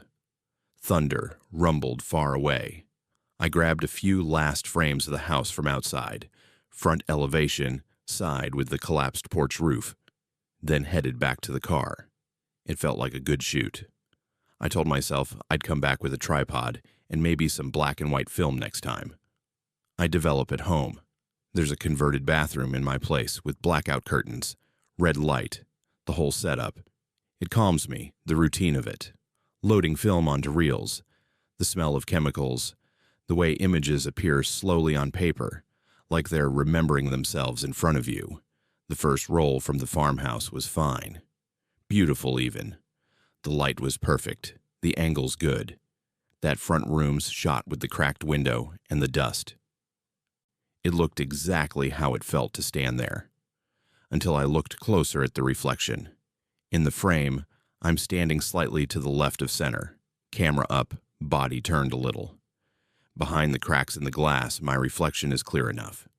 Same clothes, same hair, but my reflected head is turned farther than I remember, almost fully over my right shoulder, like I'm looking at something behind me, not toward the lens. I frowned, leaned closer. It's not unusual to misremember a posture. A lot happens when you're shooting, especially alone. But something about the angle of it bothered me. The way my shoulders stayed mostly square to the window, while my head twisted farther than felt natural. I chalked it up to the distortion of the cracked glass and moved on. The upstairs mirror shot came next on the strip. There I was again, fragmented. Pieces of my face appearing between spots where the silver had died. In my memory, I had centered myself deliberately, looking straight at my own eyes. In the print, my reflected gaze was off to the side, past my shoulder, down the hall, somewhere I knew from the layout didn't have anything but another empty room. I told myself there were explanations. Parallax, my brain filling in blanks, old glass doing weird optical tricks. I still slept fine that night. The second trip to the farmhouse wasn't supposed to be anything more than a follow-up.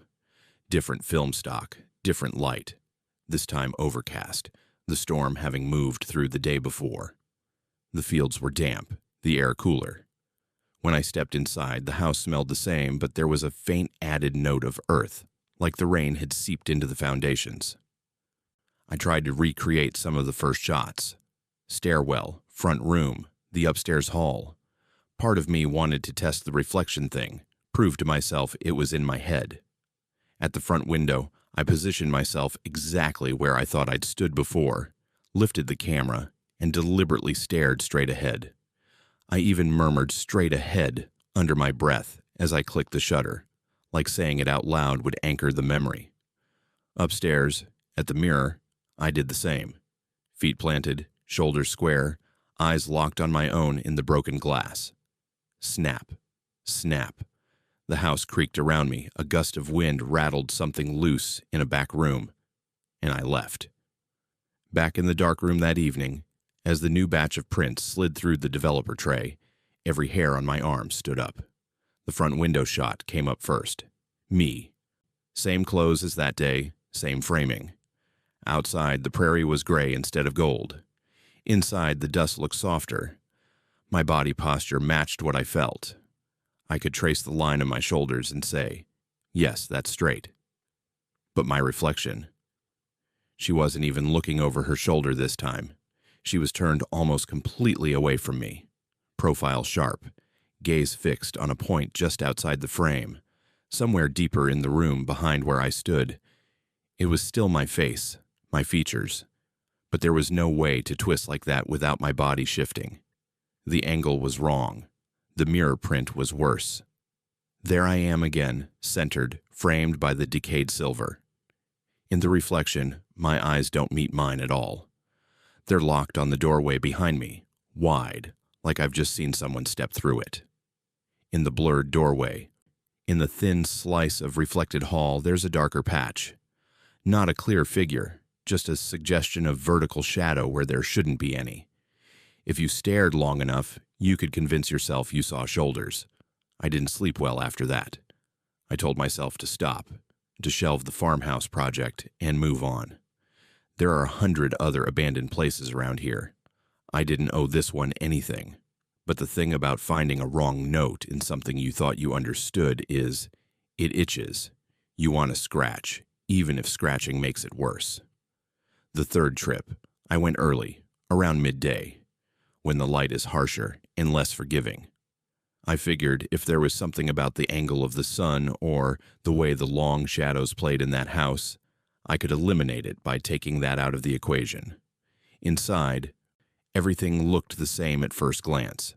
Same peeled wallpaper, same dust. Only one small difference caught my eye.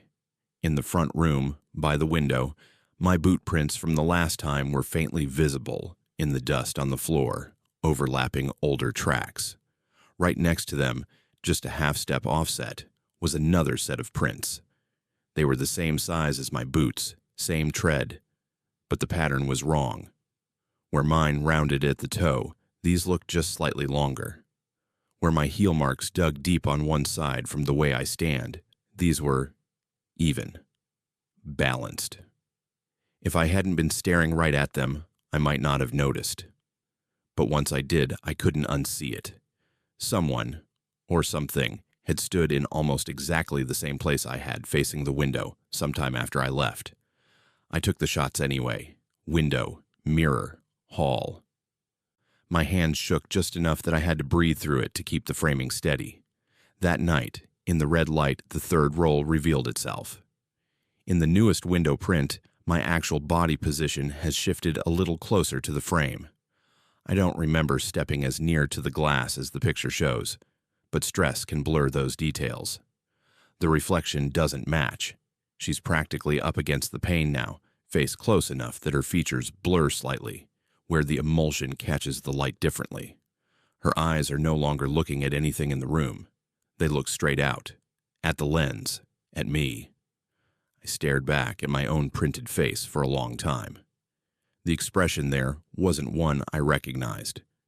There was no curiosity, no artistic focus, just a kind of flat awareness. Like she, or I, knew exactly what was happening and was waiting for me to catch up. The mirror shot was empty. Not the whole frame. My physical body still appears in it, shoulders, arms, camera. But the reflective surface, where bits of my face had shown in the previous images, was blank.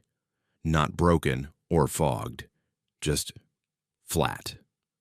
Light hit it, sure, but it didn't bounce back anything. It was like someone had painted over the silver with silence. That was the night I told myself I was done. No more farmhouse, no more experiments. I boxed the negatives, slid the prints into sleeves, and put them in a drawer I didn't plan to open again. A week later, the last batch developed itself. I mean that literally. I hadn't shot there again.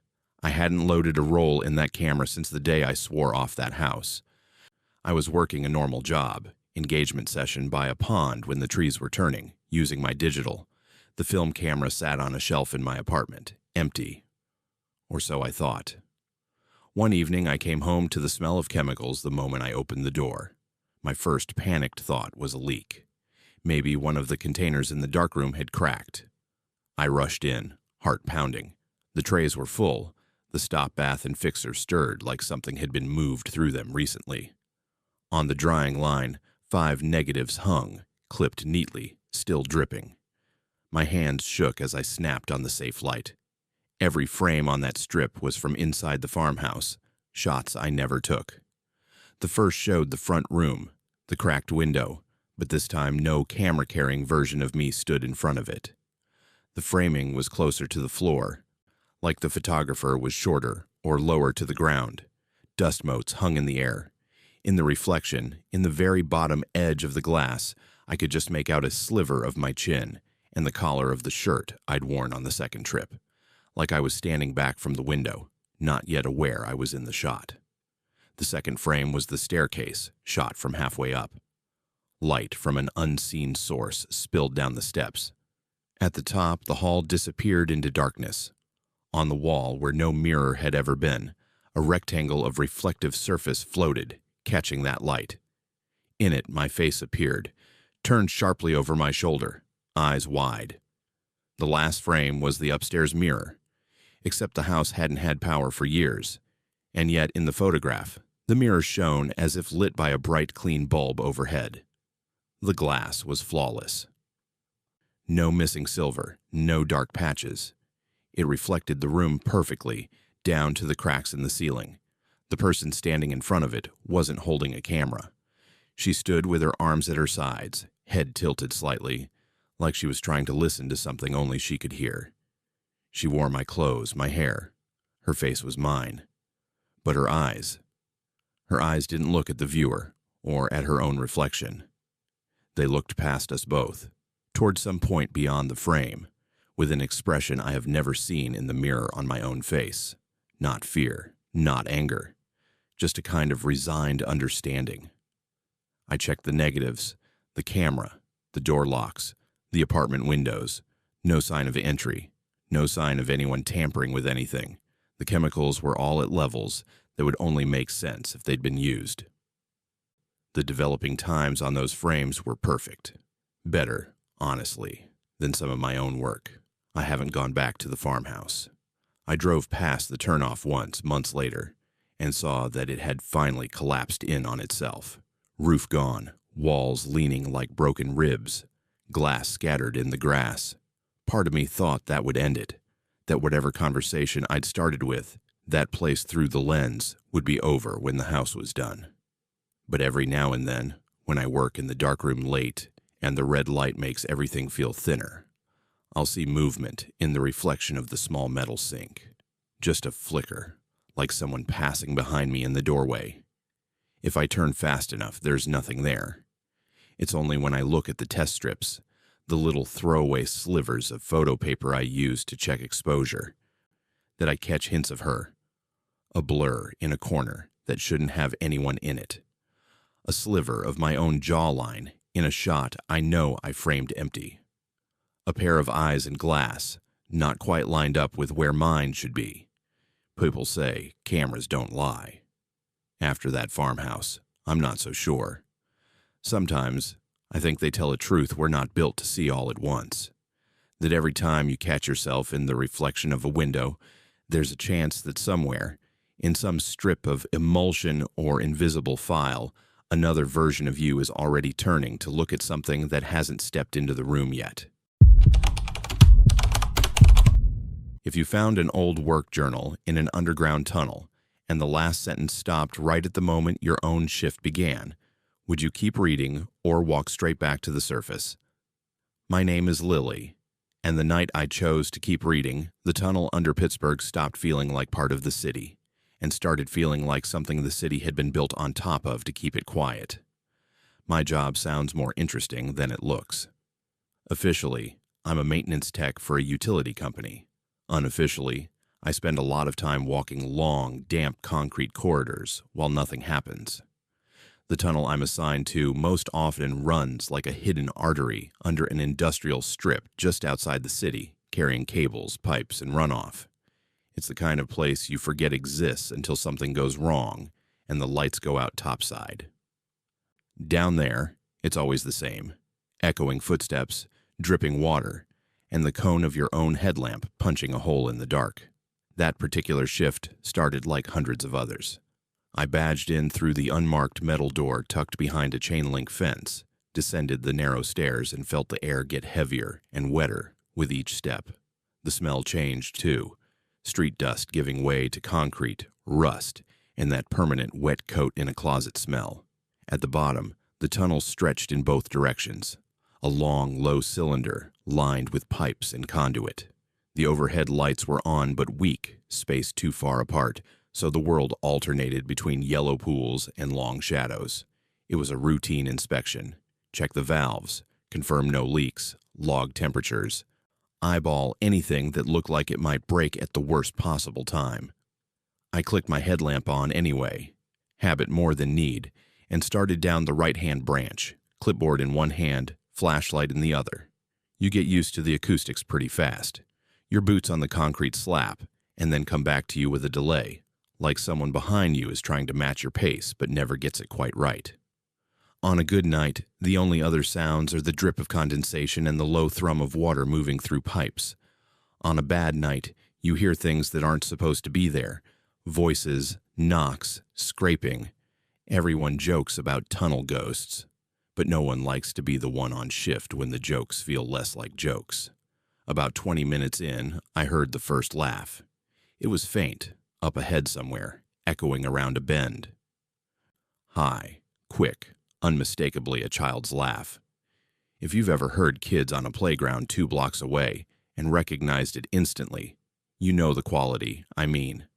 There's a looseness to it adults don't have. I stopped walking, the sound of my own footsteps cutting off. For a few seconds, the tunnel held its breath. Then, very clearly, the laugh came again. Closer this time, followed by a second, like 2 kids had just shared a secret. There are no kids in the utility tunnels.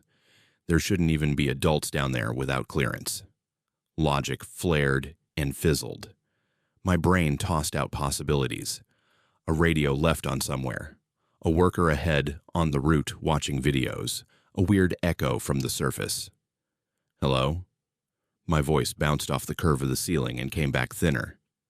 Is someone down here? Silence. A drip somewhere to my left.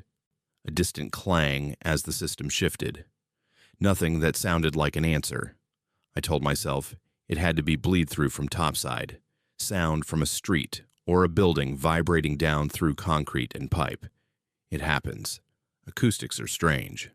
I wrote the time and location on my sheet anyway, more out of superstition than procedure, and kept going. The first time I saw the journal, I almost didn't notice it. It was wedged behind a large valve where 2 pipes joined, the corner of something dark, just visible in my peripheral vision. I was bending down to check the indicator when my light passed over it and caught the edge of a cover.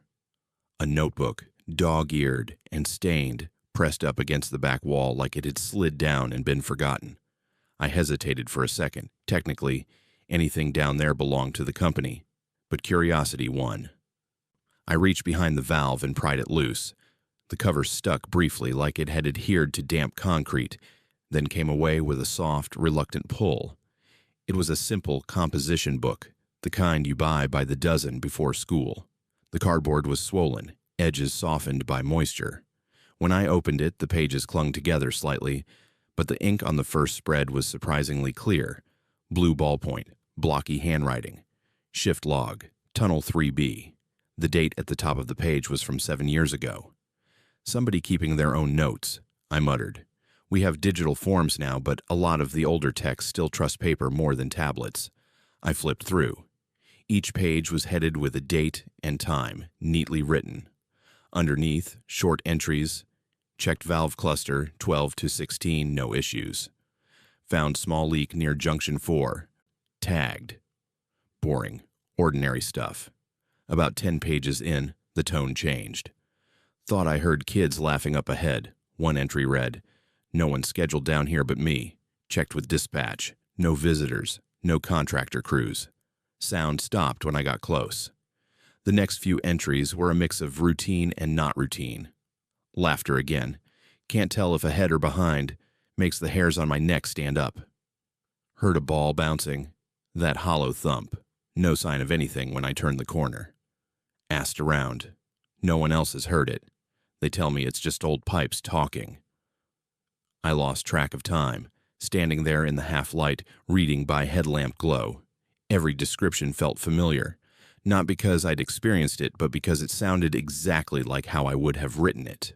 Short, factual, with little slips of personal reaction I wouldn't include in an official log. Whoever this was, we thought alike. Halfway through the journal, the writer started talking about footsteps. At U213, heard small light footfalls behind me when I stopped to take meter reading. Like a kid in sneakers. Turned around, no one there. Headlamp beam didn't catch anything. Footsteps keeping pace with mine at a distance. When I speed up, they lag. When I slow down, they catch up. Feels like something playing a game. I glance back down the tunnel, my own beam cutting through the artificial twilight. Empty. Pipes. Condensation. The faint pulse of a distant indicator light. No small figures. No toys. No hidden doors where a family might have gotten lost. I should have put the notebook back and walked. That's the part of the story where people yell at the screen. Leave it alone. But it felt like stumbling on a version of my own brain from another time. So I turned another page. The handwriting was more frantic now, less controlled. They're closer tonight. Laughter right in my ear at one point. Felt air move like someone ran past. Radios glitching when it happens. Static bursts. Clipping. Mentioned to supervisor. Gotta look like I'd better stop bringing it up. A few pages were smeared, as if damp fingers had dragged across the ink. Then came an entry that made my stomach flip. Noticed something strange in my timestamps. It read, "Heard the first laugh at 21:47, wrote it down, checked watch. Later, when I reviewed, log said 21:53. Time drifting, or I'm losing it." Below that, another. "Last night. Heard footsteps right as I was writing the previous line. Stopped mid-word. When I read it back later, there was a new sentence I don't remember writing." My own watch buzzed with a notification from the surface. Routine check-in reminder. The time on the display matched what I thought it should. I swallowed, thumbed a quick all good reply, and kept reading. The last full page hit too close. Shift log, Tunnel 3B. It started, same as all the others. Date, blank. The writer had left it empty, like they'd meant to fill it in later. The entry itself was shorter. Headed down after badge in. First laugh came earlier than usual, right at the bottom of the stairs. Different this time. Sounded like it was coming from inside the concrete instead of ahead. I checked the top of the page out of habit. There was a timestamp at the very top, separate from the handwritten time. 1902. Formatted exactly the way our digital system stamps events now. My skin went cold. I looked at my own paper log, clipped to the board in my hand. At the top, in the printed header, the time I'd badged into Tunnel 3B was recorded, 1902. I looked back at the journal. The last line of ink stopped mid-sentence. Hearing footsteps coming up behind me as I wore... No period. No finishing stroke on the E. Just a jagged trail where the pen had been dragged away. Somewhere down the tunnel, something metallic clanged, distant but clear. A valve shifting, maybe. Or something bumping into steel. The air felt thicker, pressing closer around my chest. I flipped the page, half hoping to find more, half dreading it. The next sheet was blank. So was the one after that. Dozens of empty pages slightly warped. Edges rippled from moisture, but no more writing. When I pressed my fingers to the paper, it was warm. Not, "I've been holding this in my hands," warm. Deeper, like it held heat from somewhere else. The back cover, where it had pressed against the wall, was slightly damp. My gloves picked up a trace of that wetness. The smell rising from it was metallic and stale, like old water that had sat in a pipe too long. Behind me, the tunnel exhaled. That's what it felt like. A long, slow breath pushing past me, making the hairs on my arms stand up under my sleeves. I turned, headlamp beams swaying. Nothing. Just the line of lights receding, casting their dim yellow circles. But underneath the usual drip and hum, I heard it again. Laughter. Soft. Quick. Like someone trying not to be heard, and failing. It came from behind me, where I'd just walked. Every instinct screamed to leave, to set the notebook down, walk back to the stairs, badge out, and never sign up for Tunnel 3B again. But there's a stubborn streak in me that doesn't like being pushed, even by invisible things. So I did something I still can't fully explain. I wrote in the journal. On the next blank page, with my gloved hand still shaking slightly, I printed, "Shift log, Tunnel 3B, date, today's date. Time, 1922. Found previous text notebook behind valve. Reading now. Hearing same laughter they described. If anyone finds this after me, check badge logs for overlapping times. Something's wrong with the way time works down here." As my pen scratched across the paper, the sound of footsteps started. Light, quick, like small shoes on concrete, echoing just out of sync with my own heartbeat. They came from farther down, then closer, then paused. I held my breath, listening. The journal page under my hand felt warmer, almost pulsing gently, like it was absorbing not just ink but something else. I snapped the book closed. The laugh that followed was right behind my left ear. I didn't look. I couldn't. If I turned and saw empty space, that would be bad. If I turned and saw anything else, that would be worse. I just started walking back toward the stairs, not running. I didn't trust my footing at that speed, just moving with as much steady purpose as my shaking legs would allow. The footsteps paced me for a while. Sometimes they were ahead, just around the next bend, just out of sight. Sometimes they lagged, pattering in the echo of my own. The laugh came twice more, both times from a different angle, once behind, once above, like someone sitting on the top of the tunnel, feet swinging. At the base of the stairs, the sound stopped.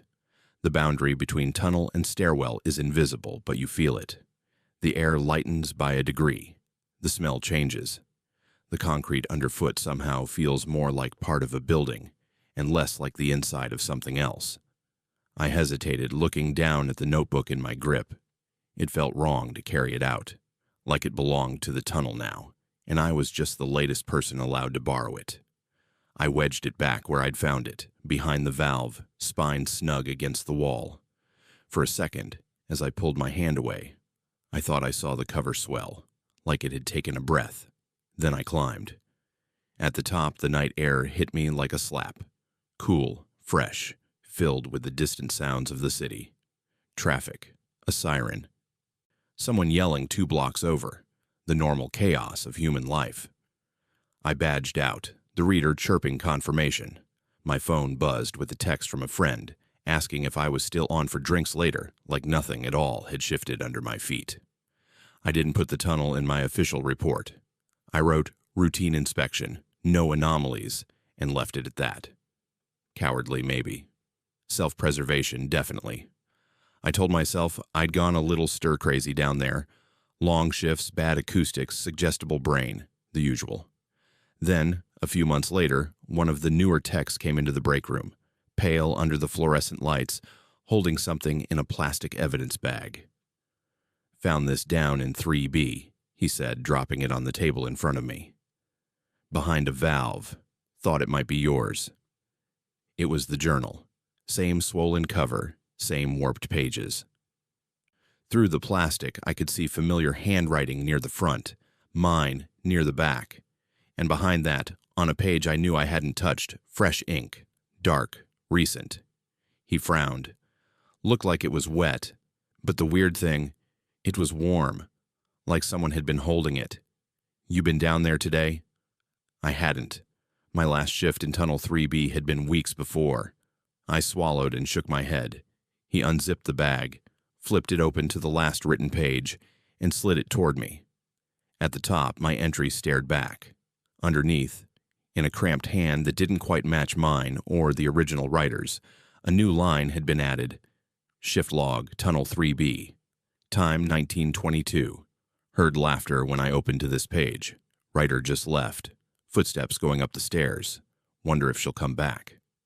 The timestamp matched the moment I'd written my own note. I closed the journal slowly and pushed it back into the bag. There are things under cities older than the pipes we lay and the cables we string. Sometimes they borrow our systems and our habits to make themselves heard. A laugh in the echo of your own footsteps. A voice in the static. A journal that refuses to dry out. Pages always a little too warm, like they've just been held by someone standing a few feet behind you. I still go underground. It's my job. But I've requested other routes, other tunnels. When I can't avoid 3B, I move fast, do the work, and keep my eyes on the floor. If I see the corner of a notebook behind a valve, I pretend I don't. And when my pen hesitates over a blank line on my official log, I'm very careful about what I write, because I can't shake the feeling that something down there is reading over my shoulder, deciding how much of my shift it wants to keep. On a dried-out lake bed where your tent shifts slightly every time the ground thumps beneath you, what do you tell yourself the first time you notice the earth has sunk only under your footprints? My name is Emily, and out on Sand Hollow, outside Kingman, Arizona, we laughed off the old stories about bodies dumped in drained reservoirs until the dirt started laughing back. We'd planned the trip as a joke at first, just 3 of us, escaping Phoenix heat for a weekend of cheap beer, bad campfire food, and staring at stars that felt close enough to touch. The lake bed was perfect. A vast, cracked plain where Havasu Reservoir had shrunk to nothing years back, leaving behind pale mud hexagons like a giant honeycomb. No rangers, no crowds, just our trucks parked at the edge and a short hike to a flat spot ringed by low scrub. The highway hum was a faint drone miles away, the air thick with hot dust, and the promise of rain that never came. We set up as the sun dipped, stakes pounding into surprisingly soft earth that crumbled like dry cake.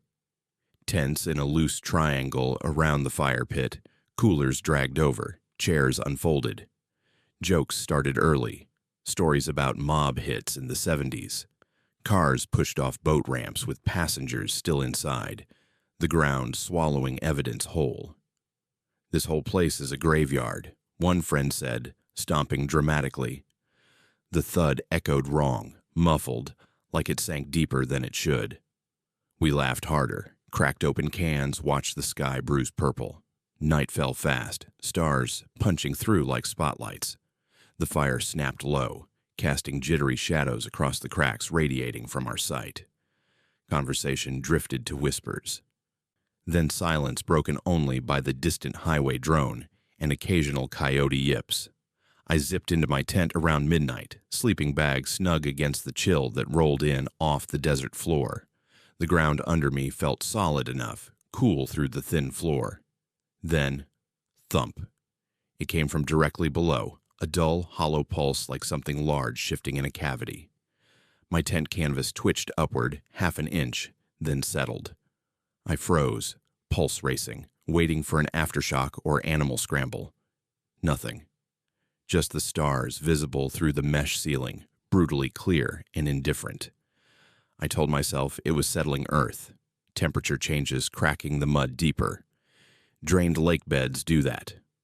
I rolled over, closed my eyes. 20 minutes later.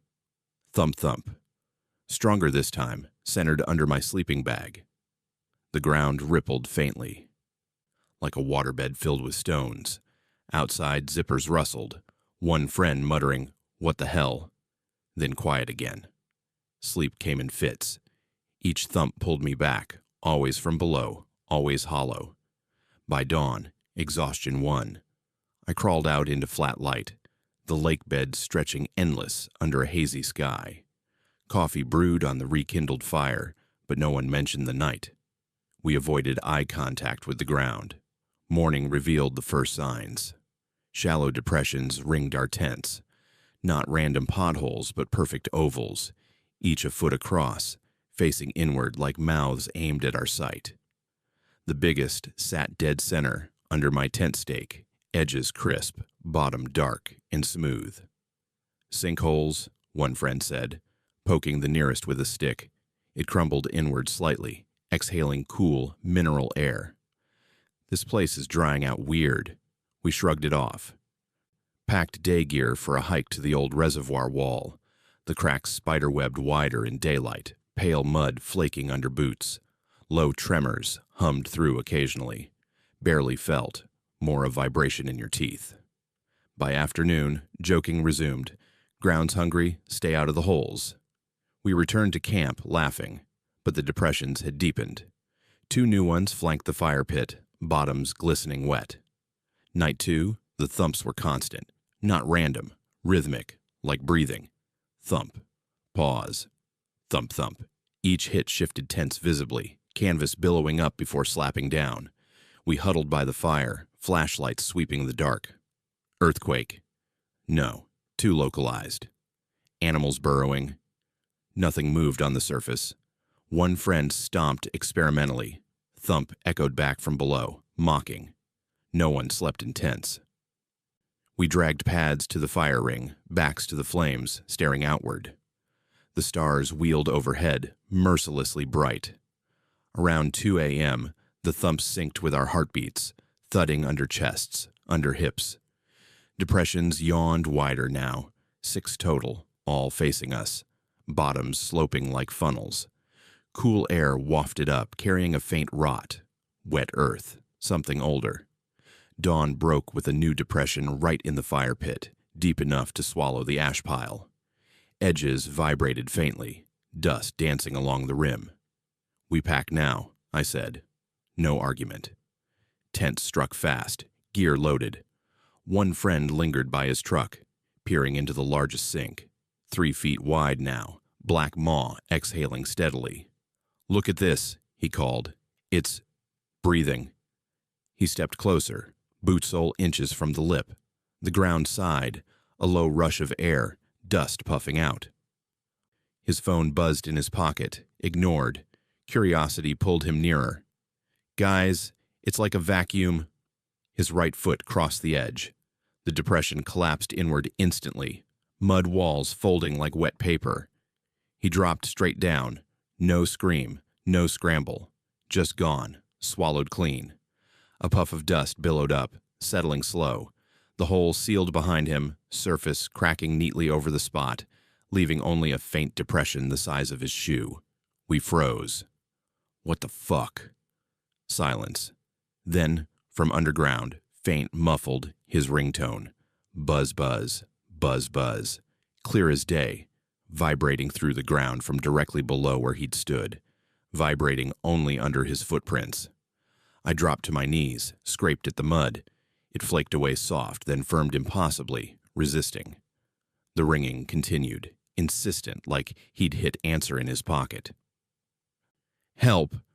No voice, just the generic tone looping. The other friend yanked my arm. "We can't. It's gone. Drive." We bolted to the trucks, tires spinning on loose mud before gripping. The highway hum grew louder as we fled, lake bed shrinking in the mirrors. His phone kept ringing in my mind long after signal died. Buzz, buzz from the hollow below. Back home, we filed no report. What would we say? Ground ate our friend. Cops searched days later, found nothing but our camp spot. Depressions filled smooth, no sign of struggle. His truck towed, gear returned to family. Phone never recovered. Last ping traced to unmappable coordinates on the lake bed. I drive past Kingman now and feel the pull. Sand hollow calls on clear nights, stars brutal overhead, ground waiting to thump under footprints. We joked about bodies dumped there. Turns out the ground doesn't just hide them, it takes what it wants. Driving a straight rural road at night, how many times would you pass the same white farmhouse in your headlights before you stopped blaming the map and started questioning your reality? My name is Asher, and by the time I admitted that house wasn't just on my route, it had already learned exactly how to keep me on the road with it. I was only supposed to be on that back road in Maine because the GPS said it would shave 20 minutes off my drive. That's how it always starts. A recalculation, a faster route available, a little blue line that looks harmless on a small screen. I took the exit off the highway, watched the lights of the last town fall away in the rear view, and told myself it would be fine. Just trees, a couple of farmhouses, some fog. The fog came in faster than the turns did. 1 minute there were stars and a thin smear of moon. The next, the world closed down to the cone of my headlights and a wall of gray. It wasn't the wispy stuff you get over fields either. This was low and thick, swallowing the sound of my tires, turning the trees into faint vertical smudges on either side of the road. The kind of fog that makes you feel like you're driving underwater. The dashboard clock ticked over to 11:43 p.m. The radio hissed with static between stations and gave up. My phone dropped bars until it just said, "No service." I tightened my grip on the steering wheel and told myself to relax. It was just a back road. People drove it every day. The GPS dot crawled along a thin gray line, inching toward the next turn. That's when I saw the farmhouse. It appeared out of the fog on the right, first as a glow, then as a shape. A 2-story white house with a pitched roof and a wide front porch. A single warm porch light burned above the steps, spreading a small halo of yellow onto the wet gravel driveway. A pickup truck sat parked in front, hood pointed toward the road, paint dulled by age. The windows were dark except for one square of light on the bottom floor. It looked normal, lived in, safe. I registered it in that half-conscious way you log scenery on a long drive. House, truck, light, okay. Then the fog swallowed it in my rearview mirror, and the road went back to nothing but gray and the faint suggestion of trees. 5 minutes later, I passed it again. Same side of the road, same angle in my headlights, same warm porch light, same old truck. I recognized the chipped paint on the railing, the way the light didn't quite reach the edge of the driveway. A trick, I told myself. There were probably a dozen farmhouses out here that looked alike. White, pitched roof, porch. I just hadn't noticed how similar they were before. I checked the GPS. The little dot still moved forward, but the map had zoomed in so far that I was just a blue circle on a gray strip with no context. I jabbed at the screen to zoom out, and it lagged, thought about it, then snapped back to the same tight focus. The clock read 11:51. When I passed the farmhouse the third time, my stomach dropped. It wasn't just the shape this time. It was the details. The way a specific shutter hung a little crooked on the second story.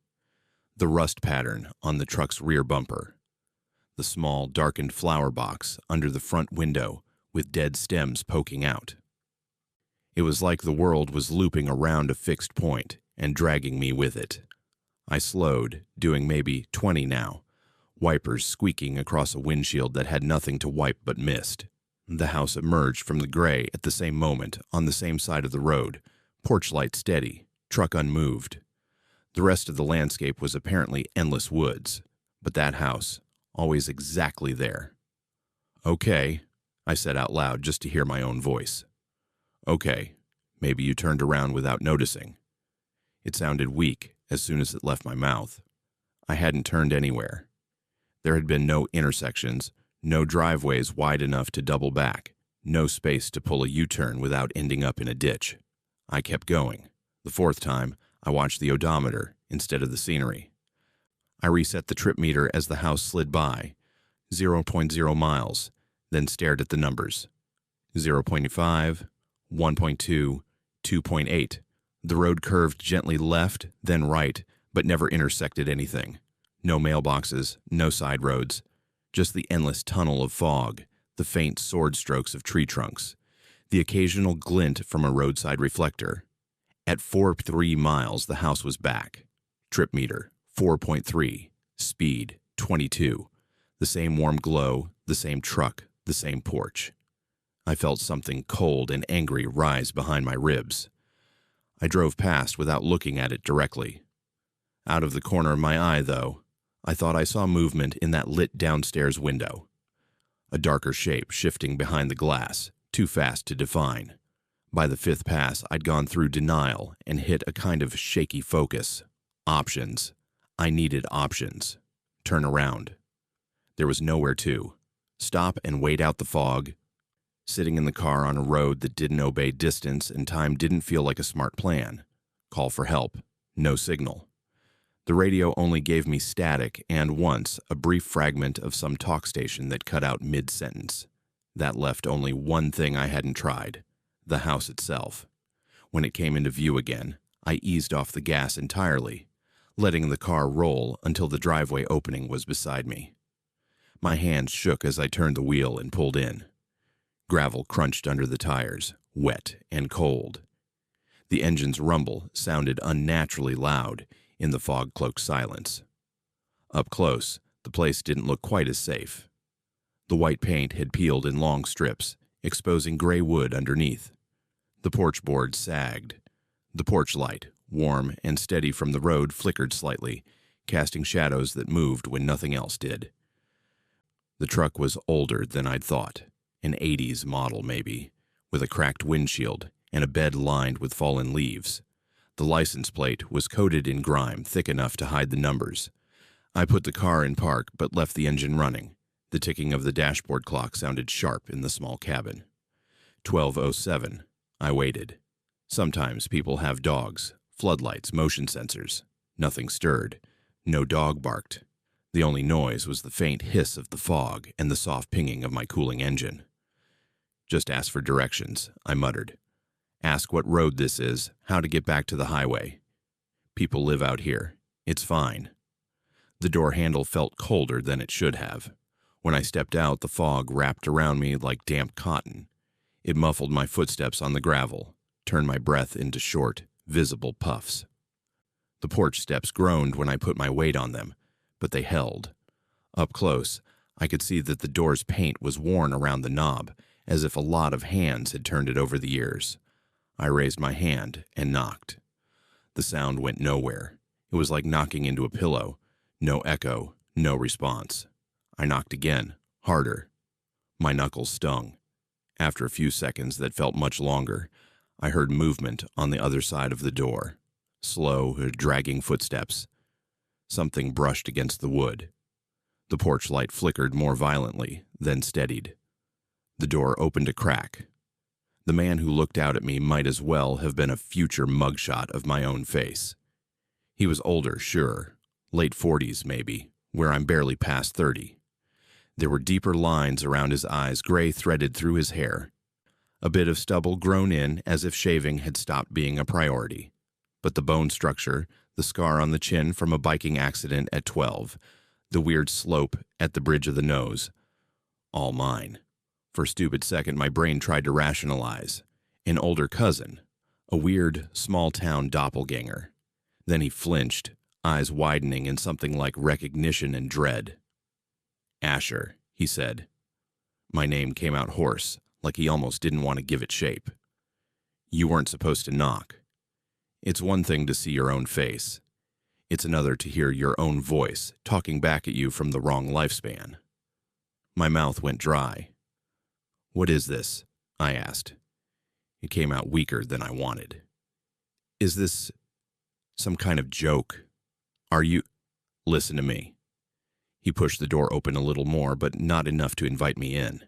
Behind him, the interior looked dim and wrong, like a house half-furnished from different decades. You don't have time for the part where you try to explain it. You're already on the track. You need to get back in the car and keep driving. I laughed once, a sharp, humorless sound. That's what got me here. I've been passing this place on a loop for almost an hour. His expression crumpled slightly. Something like pity flickered through it. You've been passing this place for a lot longer than that. He stepped out onto the porch fully now, the fog curling around his shoulders, like it knew him. Up close, I could see tired hollows under his eyes, the kind you get from years of bad sleep. There was a tremor in his left hand that I hoped I'd never pick up. How long? I asked. He shook his head. Long enough that the numbers stopped meaning anything. Listen, you keep driving, thinking the road will spit you out somewhere else.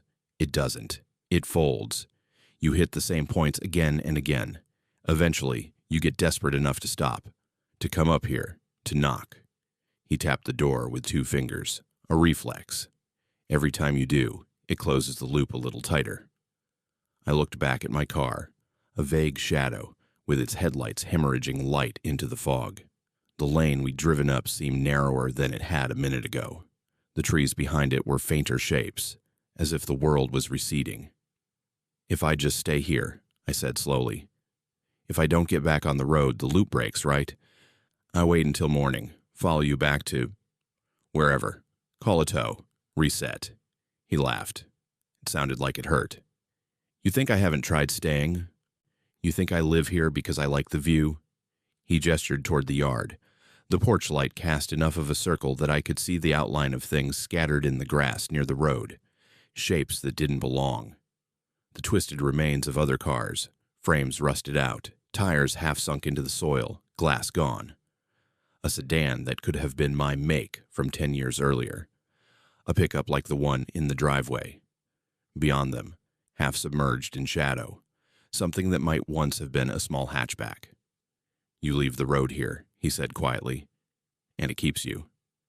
Different versions, different choices. They all end up decorating the front lawn. A chill crawled up my spine. So what do I do? For now. He stepped closer, close enough that I could see the exact shade of fear in his eyes, which was unsettlingly familiar. You get back in the car. You drive. You don't stop again no matter how many times you see this house. You watch the clock. The clock? I echoed. He nodded. It'll tell you when something changes. Not the time changing. The way it changes. When you catch it jumping wrong, you'll know you've hit a different loop. That's when you take the first turn you see, even if the GPS screams at you. And you don't ever come back this way after that. Not for gas, not for shortcuts, not because you're curious how accurate your memory is. You got out, I asked. Eventually. His jaw tightened. If I tell you that, you'll try to aim for my outcome instead of your own. And the road loves people who think they can hack it. Behind us, deep in the house, I thought I heard a ticking sound. Not a clock. Too irregular. More like something metal, cooling. His head turned slightly, just enough to betray that he heard it too. He stepped back over the threshold. The porch light flickered again, dimmed, then steadied. You need to go, he said. You have more choices than I did. Don't waste them standing here talking to last year's model. I should have asked more. I should have demanded proof, some shared memory only I could know. But the fear in his voice was the kind you don't fake. I turned toward the steps. Asher. I looked back. Don't look in the rear view when you pull away, he said. Whatever you see on the porch won't be me. It'll be the version that didn't listen. That was somehow worse than any of it. I walked back to the car. The wet gravel crunched under my shoes. The sound swallowed almost instantly by the fog. My hand shook as I gripped the wheel. The dashboard clock read 12:07, same as when I'd pulled in. It hadn't moved. The second hand ticked in a slow, steady circle, but the minute hand was fixed. I put the car in drive and eased back onto the road. I didn't look in the mirror. Every instinct screamed to, but I focused on the bleached stripe in front of me instead. The fog opened, just enough to show me 20 feet at a time. The house melted into gray behind me. I drove. The farmhouse appeared again. Same stairs, same porch light, same truck. I gritted my teeth and passed it. The clock said 12:07. Again, house, light, truck, 12:07. My knuckles were white on the wheel now. I forced myself to breathe. Watch the way it changes, he'd said. On what I counted as the 7th pass, it did. The farmhouse flickered. Just for a second. My headlights showed nothing but an empty patch of darker dark where it should have been. Then it snapped back into place, porch light a fraction dimmer. The clock ticked, then stuttered, skipping from 12:07 to 12:03, then up to 12:09, then back. When the road opened briefly onto something that might have been a side lane, just a darker cut in the trees to the left, nearly swallowed by fog, I took it without thinking. The car lurched onto rougher gravel. The fog thinned, then thickened, then thinned again. Trees closed in, then fell away. The dashboard clock spun like someone had flicked it into fast forward, then settled on 1:12 a.m. My phone buzzed weakly as it found a bar of signal. The GPS map stuttered, redrew, and suddenly I was on a labeled road again, with a highway symbol 2 miles ahead. I didn't stop that night. I drove straight through to the next actual town, parked under a fluorescent gas station canopy, and sat there shaking while the lights and noise of normal life washed over me. No fog, no farmhouse, no loops. I checked the rearview mirror anyway. The only thing behind me was a row of pumps and a convenience store. No White House, no older version of me on a porch. I've never been able to find that road again. Not on a map, not in my GPS history, not by retracing any logical route. Maine is full of backroads that look alike, but none of them have that house. At least, not where I can reach them. Sometimes, late at night, when I catch my reflection in the dark glass of my apartment window, I think of him, of me, standing in that doorway, listening for a car that might or might not arrive on each passing loop. I wonder how many versions of this story there are, how many people chose to stop, to knock, to stay, and when a navigation app offers me a shortcut now, shaving 15 minutes off a trip down some unnamed local road, I ignore it. Because out there in the fog, some routes aren't shortcuts, they're invitations.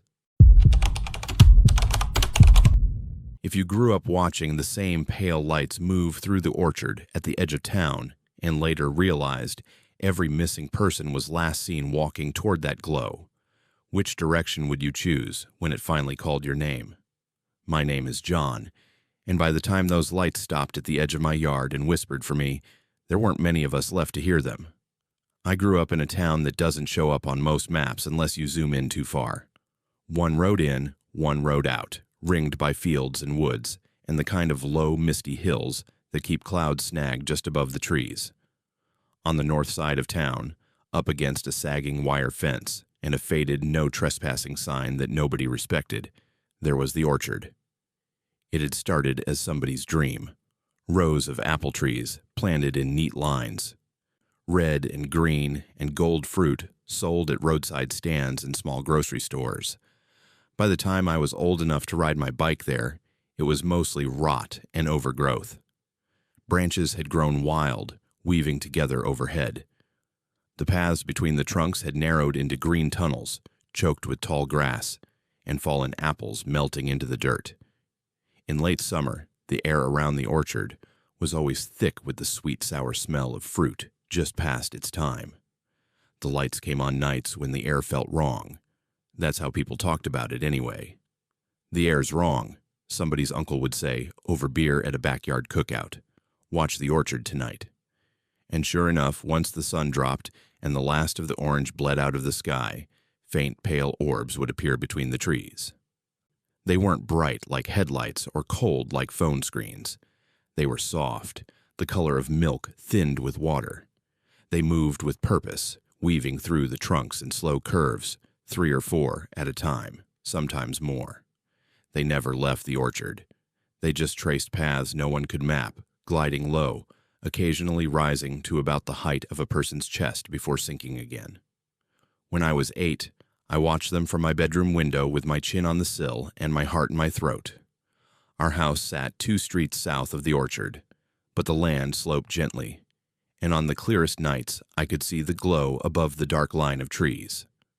My dad told me they were fireflies, catching the light from town. My mom told me not to talk about them in front of visitors. You'll scare them off from the fall festival, she'd say. Ruffling my hair. Nobody buys pies from a haunted orchard. People in town treated the lights like a story you pass around because you don't want to admit how seriously you take it. Teenagers dared each other to go up there when the lights were on. Some did. Some came back with shaky laughs and half-remembered details. Some just didn't come back. The first disappearance I remember clearly was a boy 3 years ahead of me in school. He was the kind of kid everyone knew, not because he was good or bad, but because he was loud. Big laugh, bigger plans. He talked about leaving town like it was a given, like he was already gone and just hadn't told his feet yet. One late August night, when the air was heavy and the insects hummed louder than usual, he told people he was going to walk the lights before he left for good. See what they really were. A bunch of us were at the gas station parking lot when he said it, leaning on hoods, kicking gravel. Somebody laughed, somebody else called him an idiot, but a couple volunteered to go with him. He grinned and said he'd be fine. "They're just swamp gas," he said. "Science project in the sky." The next morning, his car was still parked by the orchard fence. The gate chain hung open. The tall grass inside was bent where he'd pushed through. Nobody saw him again. The story people told was normal at first. He'd hitchhiked out of town. He'd finally made good on his threats to leave. He'd gotten into trouble somewhere else. But those of us who had heard him joke about walking the lights replayed that night over and over, the way you poke at a sore tooth with your tongue. It would have been easier to write it off if he were the only one. Over the years, the town thinned out. Some people moved for jobs, sure. Some died in ways you could put in a newspaper. But there were others, scattered across time, who simply stopped being there. An elderly woman who was last seen walking her dog near the orchard fence.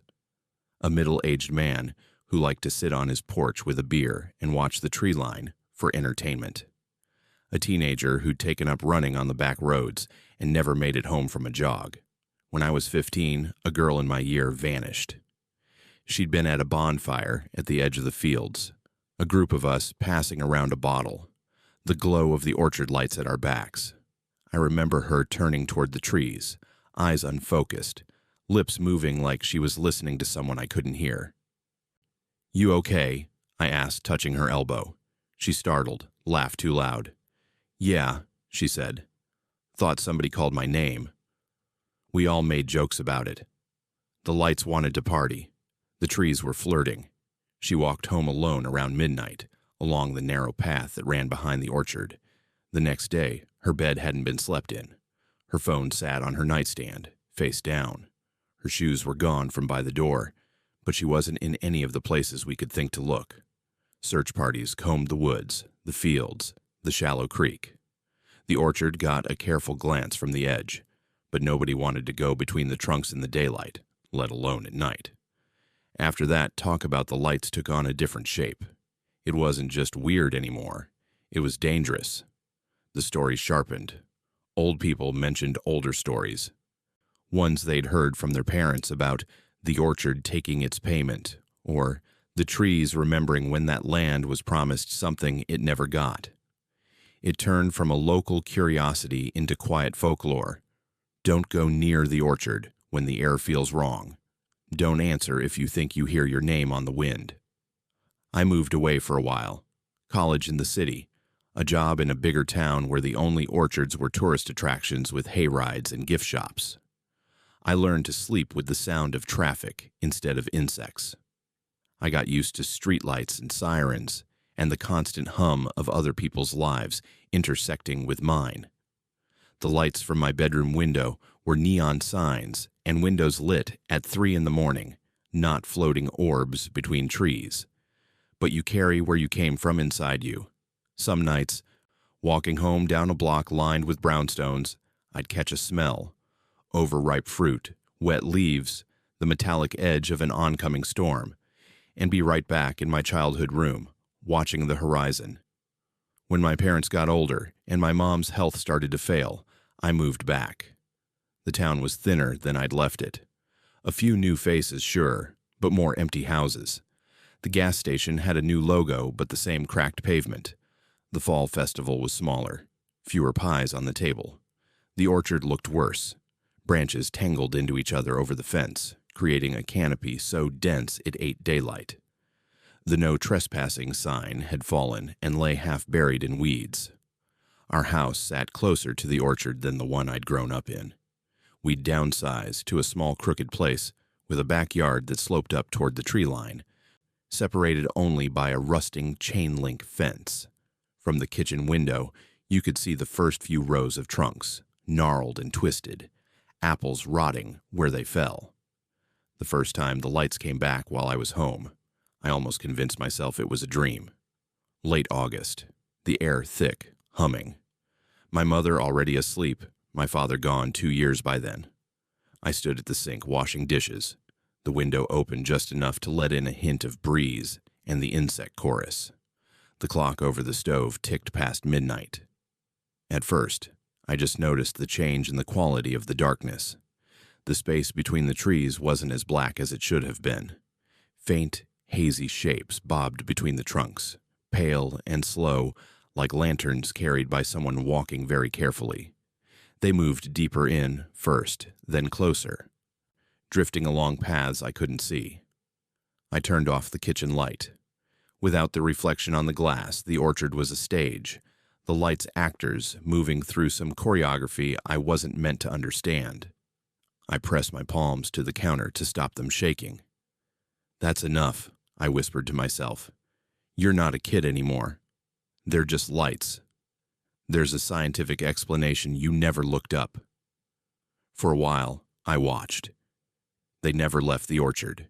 They never jumped to the fence row or floated over my yard. They weaved between trunks, sometimes clustering, sometimes splitting off. The insect song dimmed, like the crickets, and katydids were holding their breath. Around 1, I closed the blinds and went to bed. Over the next few weeks, the lights came and went, Not every night. Only when the air felt heavy and the sky had that low, bruised look that says a storm might come but probably won't. I stopped telling myself it was my imagination when I realized my neighbors were watching too. One evening, taking out the trash, I saw the old man next door standing in his yard, cigarette ember glowing, eyes fixed on the orchard. The pale orbs floated just above the undergrowth, painting faint halos on the trunks as they passed. "You remember them from before?" I asked, leaning on the fence between us. He exhaled smoke slowly. "Remember them," he said. "Boy, I was there the first time they started coming regular. They've been out there longer than either of us, I bet. Ever figure out what they are?" I tried to keep my tone light. He shook his head. "Some things don't want figuring. They want watching. Or ignoring, if you can manage it. Do you hear them?" The question slipped out before I could stop it. He flicked ash into the dark. "Hear who?" "The lights," I said. "Do they say anything?" His eyes slid toward me, then back to the orchard. "You only hear what you bring with you," he said. "Best to keep your own name out of your mouth when they're moving. Makes it harder for them to grab hold." I laughed, but it tasted thin. "You make it sound like they're listening." "Son," he said, grinding his cigarette out on the fence post, "everything out here's listening. The question is whether you talk back." He went inside without saying goodnight. After that, I kept the windows closed when the lights came. I turned up the television, let canned laughter fill the spaces where the insect chorus faded. But occasionally, when the power flickered or a show went to commercial, I'd swear I heard something under the silence. Not a voice exactly. More like the shape a voice makes in the air. The cadence of words without the words themselves. One sleepless night, I sat in the dark living room, with all the lights off, just the glow from the orchard, bleeding faintly through the curtains. I focused on my breathing, on the way the couch springs creaked when I shifted. And then, clear as if someone stood outside the window, I heard it. "John." Just that. Soft, drawn out, the vowel stretching a little too long. The sound came from the back of the house, from the direction of the yard, and the fence, and the first line of trees. My throat closed. Every instinct screamed to answer. To say what, or who's there, the way you do when someone calls you from the next room. Instead, I sat there, fists clenched, lips pressed together so hard they hurt. The air tasted like rotten apples and wet leaves. "John." The second time, the sound carried an edge, not angry, more insistent, like a friend trying again when you don't hear them over music. I counted backward from 100 in my head, 99, 98, 97. By 80, the urge to get up and open the back door almost overrode everything else. I imagined stepping out onto the dewy grass, following the glow as it hovered just beyond the fence, stepping over, bare feet squishing in the soft earth between trees. All I had to do was say, "I'm here." At 73, the house phone rang. The sound was so abrupt, so violently normal, that I jumped. The calling of my name cut off mid-syllable like it had been sliced. I fumbled for the receiver in the dark. "Hello?" For a second, all I heard was static. Then my neighbor's voice came through, thin and strained. "You awake?" he asked. "Obviously," I said, my heart still pounding. "You calling about the lights?" "Don't answer them," he said, skipping any pretense of small talk. "Not once, not even as a joke." "I wasn't going to," I said. It sounded weak, even to me. "Good." He cleared his throat. "I heard them use your name. Figured I should give you something else to listen to." "How often do they talk?" I asked. He hesitated. "Often enough. Less now than when I was your age. They've taken a lot of good listeners." We sat in silence for a bit, both breathing, the line crackling faintly. Outside, the lights moved between trunks, their glow softened by curtains and walls. The smell of apples seeped in anyway. "Why don't more people leave?" I asked. "If it's that bad, if they've been here that long." "Some can't," he said. Some won't. Some think they can bargain. Stay, but not step over the fence. Watch, but not walk. It's a small place. Roots go deep. He exhaled. I'm old. If they want me, they can wait. But you still got roads you haven't worn down yet. The next day, I started looking up rental listings in other counties. Leaving wasn't simple. Jobs, doctor appointments, the slow logistics of unwinding a life, even a small town life, take time. Weeks blurred. The orchard lights came and went. Some nights they stayed deep in the trees, their glow barely visible. Some nights they pressed closer, pooling along the fence line in clusters that made the air hum. I started noticing how quiet the town had gotten. The grocery store closed early more often. A for sale sign went up on a house 2 doors down and stayed there, weathering, no buyers. People I'd nod to on the street this month were gone the next, their mailboxes bowed with uncollected flyers. No missing posters went up, no searches mobilized. It was like the town had learned to let go without ceremony. One evening, after I'd finally signed a lease in another town and set a move-out date, I stood in the backyard with a trash bag of old clothes I didn't want to haul. The sun had just dipped, and the air held that pre-storm weight. The orchard was a wall of dark, the lights not yet up. I set the bag by the trash can, turned to go back in, and stopped. They were already there, not deep between the trunks anymore, not hovering behind the fence. The lights, 6 of them this time, floated just on my side of the chain link, lined up like a row of lanterns waiting for a procession to start. They were brighter up close than I'd realized, but the brightness didn't throw shadows. It just washed the grass in a sort of colorless glow. The sweet sour smell of rotting apples was overwhelming. John. No mistaking it. The voice slid under my skin, crawled up my spine. Hearing your name from a stranger is one thing. Hearing it from something that doesn't have a mouth is another. It resonated in a way that felt less like sound and more like pressure behind my eyes. You need to stop, I said before I could think better. I kept my voice low, steady. You've had enough from this town. One of the lights drifted a little closer. From where I stood, it seemed like nothing more than a bright, hazy sphere. But as it moved, I caught the faint impression of something inside the glow. A darker core, not solid, but denser, like mist folded over itself.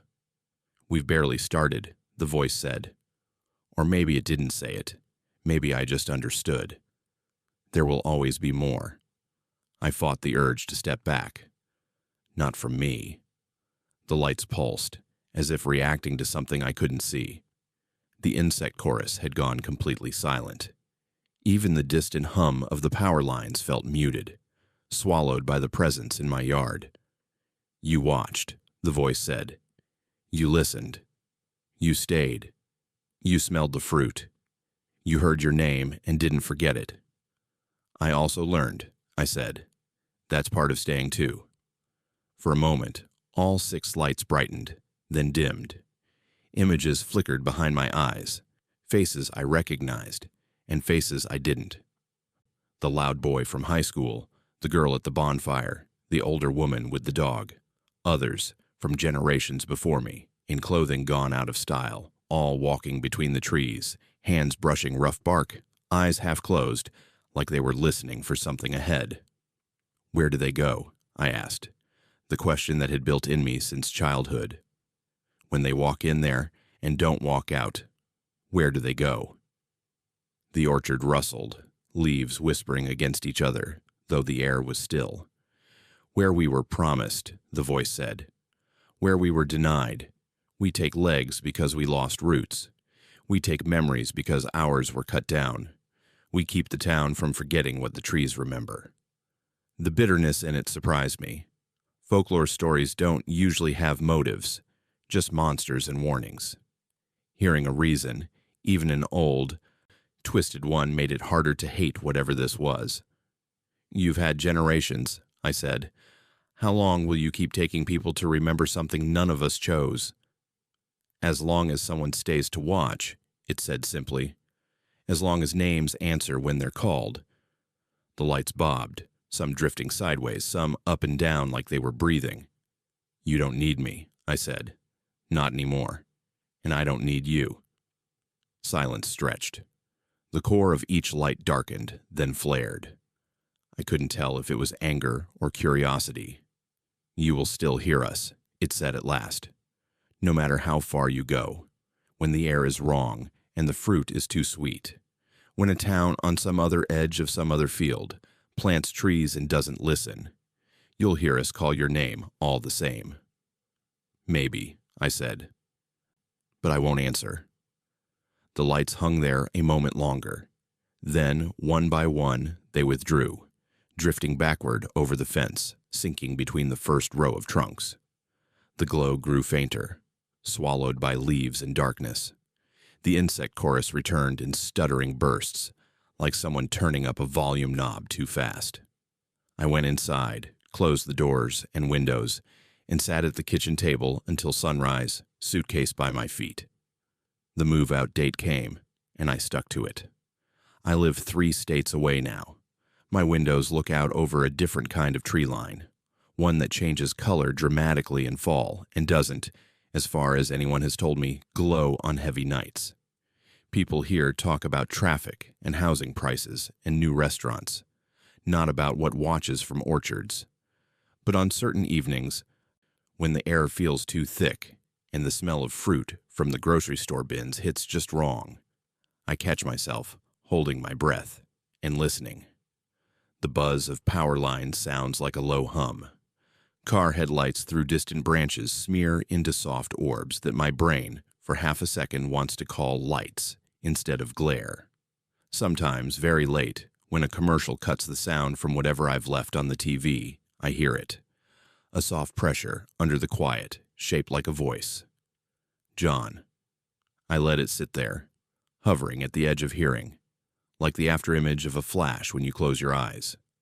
Then I turn the volume up, pick up my phone, and start scrolling through comments from people scattered around the world, all of them wanting to hear one more story before they sleep.